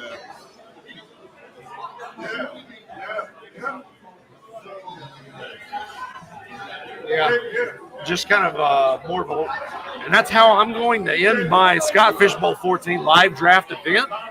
We're getting ready to be in the last round. Yeah, getting into the last round. John Bosch coming in to do some more boshing. Is it the kill Bosch? Hello, folks. Who are we giving away now? Tony Pollard. Wait, there were nothing but Bengals fans here, right? Bengals fans. All right, Tony Pollard. By the way, if you have had fun, do you know what you should do? Just, A PFF fantasy. Baby, let's go. Nice. Little knickknacks and giveaways that we have that are going on during the Scott Fishbowl live event here today. At least I got some kind of something for getting Tony Pollard, man. Folks, if you're having fun at the Nashville SFB, donate. This is a charity event, people. Donate. Do not make me flip you upside down. One, that would hurt my back, and I will probably drop you. All right, Ryan ruined this one. Who else drafted Tony Pollard? Because Emily's got a throw to make. Who did? Oh, Dan Bob! Where's Dan? Emily, let's see what you got! Let's see it! Hey! Go Bengals! So now we have Raheem Mostert comes off the board right after Dalton Schultz in the Goose division. Looking at things here. Got a couple picks in front of me. Yeah, I made a decision. You've made a decision. I'm going to White Castle after this. Hell yeah, there you go. White Castle run for Mr. Hefley on the way out of town. He did go tight. A little bit of a reach. Not a big Pat Fryermuth fan here. I don't think he would tell you right about Pretty close in the ADP, sure. I'll give you that. So now we're gonna once the good doctor puts his pick in here, ninth pick in the ninth round. Let's get Drew on the board, see what he takes. And then I will be on the clock for the first of my two selections.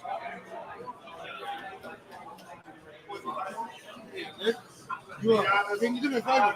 You grab that thing right there for me. You want to grab the doc out there? Yeah, wait a minute.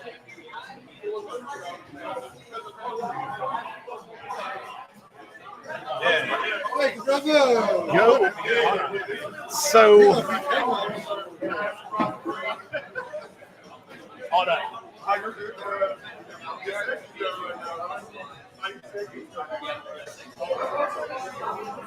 So Jalen Warren comes off the board right in front of me, third running back to Team Drew here, first pick, third pick. Puts me on the clock, and I'm kind of looking at the board here.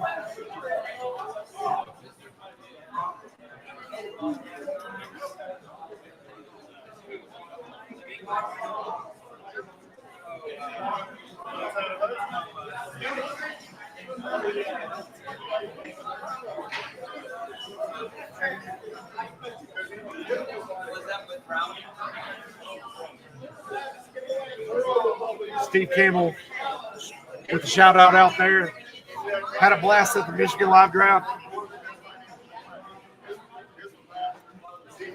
Yes, thanks to Scott for doing this. All right, we got another football from USF. Yes, the graphic is kind of read as a his logo there. I'm sorry about that. But here we are on the clock. But yes, I do. Okay. Yeah. Brilliant. Okay. And I think he's.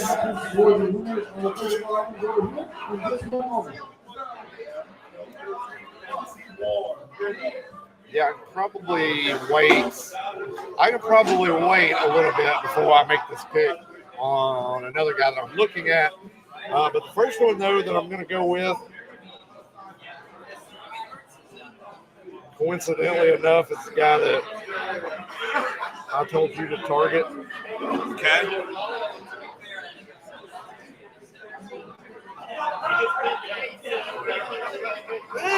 Actually,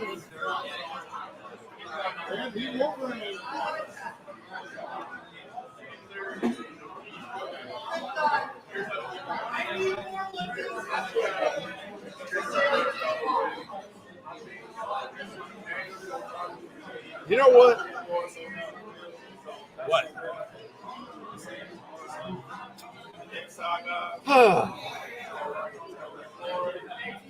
Tough here.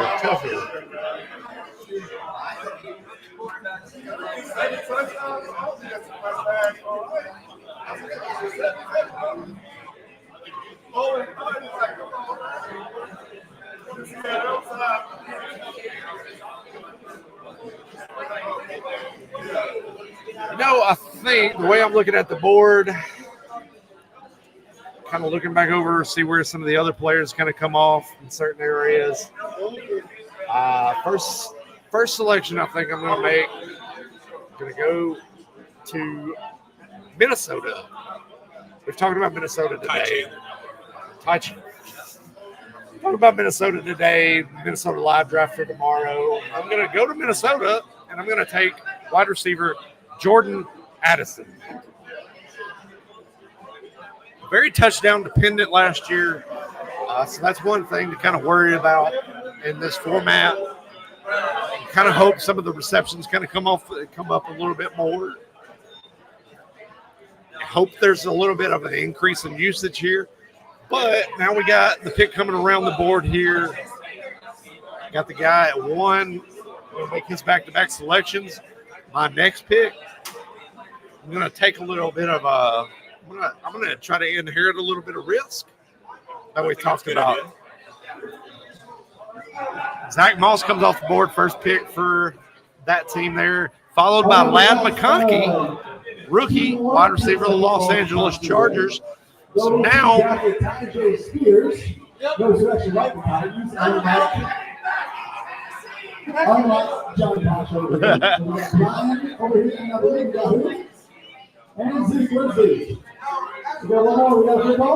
So,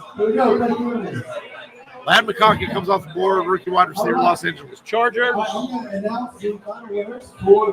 And now we have come to my final pick of the live portion of Scott Fishbowl 14 Nashville.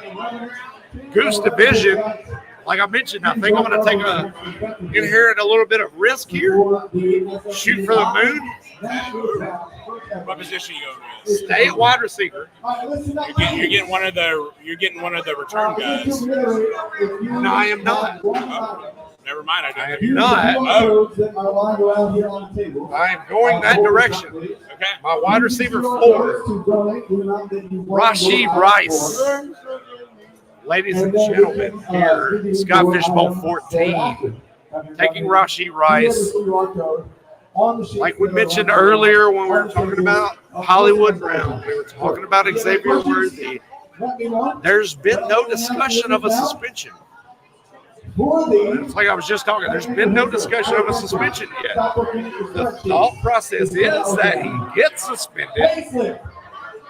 But who's to say this late in the summer that he's going to hit a suspension? And if he does not get suspended, Rashee Rice becomes one of the biggest values in fantasy football this year. I agree. I mean, especially too as your number 4. Absolutely. I mean, well, your whatever flex it would be. That'd be No, right. I think the value's great. I think round 10, I think if you put him, if he wasn't in this flex, he goes 2 to 3 rounds early. So I think it's going to be. Yeah. And so for me, that concludes my live draft portion of the Scott Fishbowl. So let's look give a run through real quick. What do you think from 10 picks in? Build from the 2 spot in Scott Fishbowl 14. How do you feel like this is looking? I think it's going really good for you. I think the only other thing, I don't even know if it's necessarily missing. I think if you get another tight end in there, I think it's looking really good. I love your build from the 2 spot right now. I think you played the waiting on the wide receiver game excellently. I mean, you got double points at 2 different spots. You got the stack going on at 2 different spots there. Addison Raj, you got a lot of upside. I like the build. Good. Yes. I'm feeling good how this is unfolded. Like he mentioned, I wish that I would have probably hit on Dallas Goedert instead of David Montgomery on that round. Now looking back on it, I think in this format, I think Montgomery with his first down ability, I think it's going to be really good. I disagree. But the way things usually go for me and how my thought process is and how I rank players and kind of find diamonds in the rough, so to speak, at the tight end position especially, I think there's going to be guys that I can get later on in this draft that I can get at the tight end position that can fill in and be adequate guys that I can use here at the tight end position, at tight end 2, tight end 3, however I feel like I build the rest of this roster out. But now we'll flip back over to the Marcellus Wallace division. What do you think about my build so far then, since I just analyzed yours? What do you think about mine? Like everything so far, Bijan was definitely a good get that late in the round. Obviously, the quarterbacks coming off the board the way they did, but you were able to rebound and get Kyler Murray where you did. You were able to stack Kyler Murray, which is important. Your top 2 running backs are going to be guys that should be heavily utilized in their offense, which lines up well with this particular scoring format. But I like the wide receivers you were able to get. Same thing. You waited at wide receiver, and it paid off for you as well. You were able to get guys, maybe not a bona fide wide receiver 1, but you're going to get guys that are going to be solid wide receiver 2s. Deontay Johnson, I think, is going to be a guy that's going to fluctuate in that 2-3 area because he's going to get used very often. Yeah, I would agree. I mean, I would love to be able to stack up a wide receiver, mix them up, right here. But yeah, no, I'm liking the build. I'm not in love with it yet. I think if I could have gone Keenan Allen or Ridley here instead of Pollard and waited on Pollard, which I think would happen, I'd probably feel a little better. Yeah. Deontay, I think, as a 4 would be great. Again, I'm talking 4 wide receiver there. I know we got a lot of flex spots to be able to utilize here, but so far so good. I'm feeling good about my build so far, but I think it's all coming down to, like this last year, I got Kyron Williams late. It's going to be getting who's the Kyron Williams this year. Yes, exactly. Who's the Puka Nacua? Who's that guy that's going to who is that late round guy? Right. So, who's the late round guy that you can get that's going to put you over the top? Absolutely. As we put a bow on this and kind of wrap things up for the Scott Fishbowl Live here in Nashville, shoot us a comment. Throw a comment in there. Let us know how you feel about the draft so far. And looking at the board, studying the boards that we've got that we're covering during this draft, point out some guys that you really like how they're pulling. The build is, shout them out, let us know what you think. We definitely really appreciate that. Congratulations, sir. You will give incredible applause for round number 2 items here to wrap it up. And that is all. Do you have any questions? Hit me up. Scan the QR code around on these tables on the donations. And we'll get you donations. The last round of the drafts on the Scott Fishbowl 14 Live will conclude after the round is complete. Thank you very much. Now we show you things, Travis. So as we get to the end of the live stream, looks like I'm going to be donating an additional $50 to Fantasy Cares today. So once we complete this live stream, I'll go over here. If you've kind of heard the background, we've got QR codes around here to go through to do the donation. I'll scan a QR code. I'll throw in my additional $50 to Fantasy Cares today for all the additional YouTube signups to the Woo Fantasy YouTube page. So, been a great day. Enjoyed it. It's been a fun atmosphere here in Nashville. We've had a good time here at the Tailgate Brewery. Live on Music Row. We're glad we can bring it to this. Third year in a row we've done this. Yes. So, so glad to be able to chat with everybody out there, meet some of the guys here at the draft. You know, people that you see their names on Twitter all the time, but actually getting a chance to meet them in person is great. So this is what it's all about. Yes. I've been trying to meet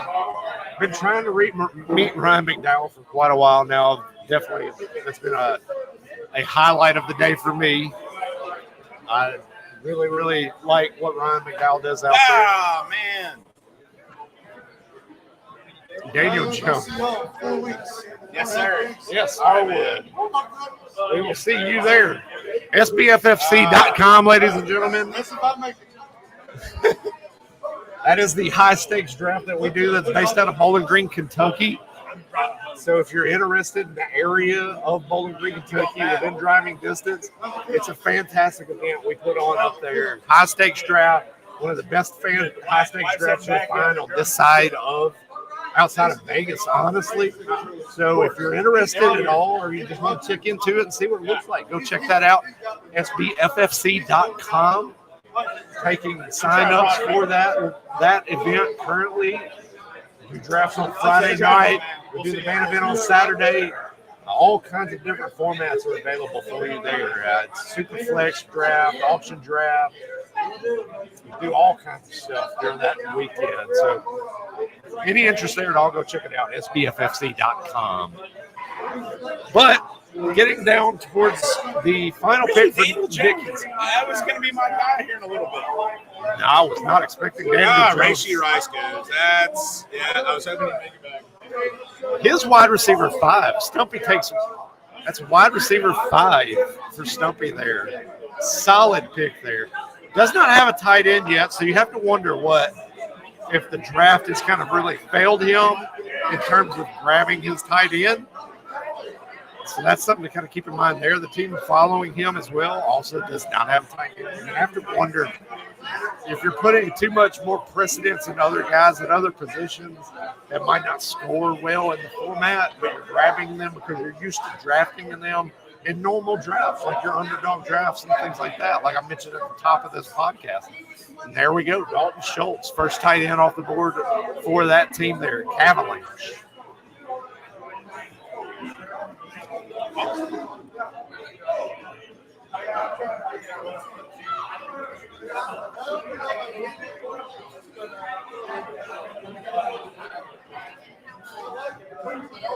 So we got one more pick in front of you. We're going to let you do your last pick here live on the stream here with Woo Fantasy live here. You almost sound like you could be slightly drunk, even though I know you don't drink. Yes, not. Woo! Boy, Fantasy.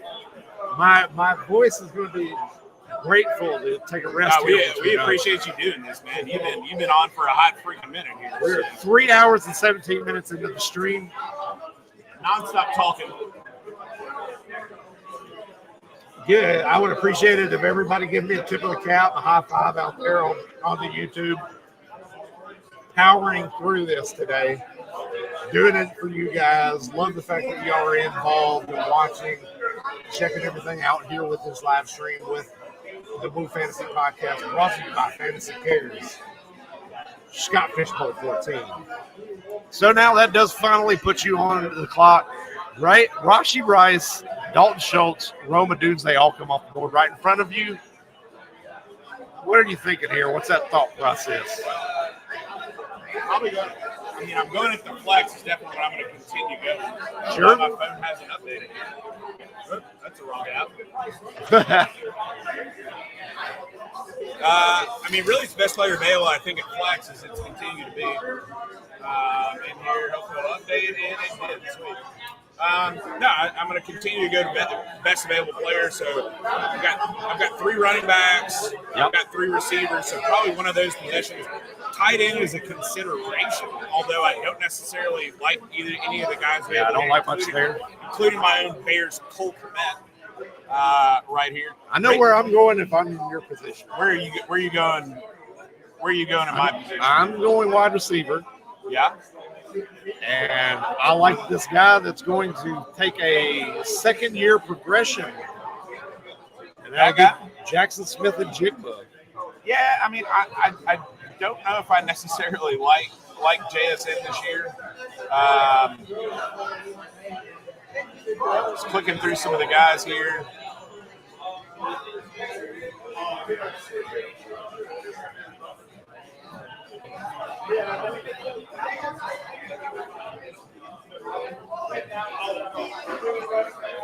Somehow I've never marked yet. Okay.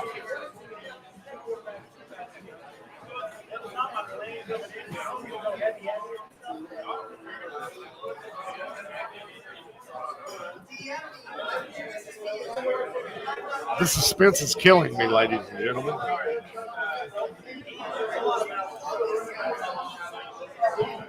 Going through on the rankings here, just making sure, again, you got to make sure you're not missing anybody. It's like, why am I looking at this guy and why is this there? Chris Godwin, who I had gotten up, got double tapped, and I was like, wait a minute, that should not be. I think we're definitely going wide receiver for sure. Okay. I mean, it's really between. I'd say Sutton is potentially a target here for me. D-Hop, a little bit older, 32, JSN, Christian Watson. So much upside. There's so much upside between JSN and Christian Watson.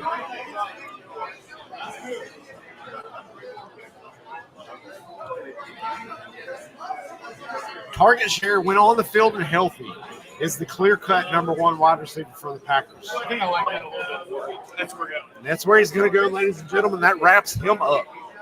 That would be Christian Watson in his non-asymmetrical hamstrings is the final pick today for Nick Hefley, the real FF GOAT, here from Scott Fishbowl Live, Nashville, Tennessee. About to finish up today's live stream and podcast. Definitely great to have you guys on, like I mentioned. Going to get everything finished up.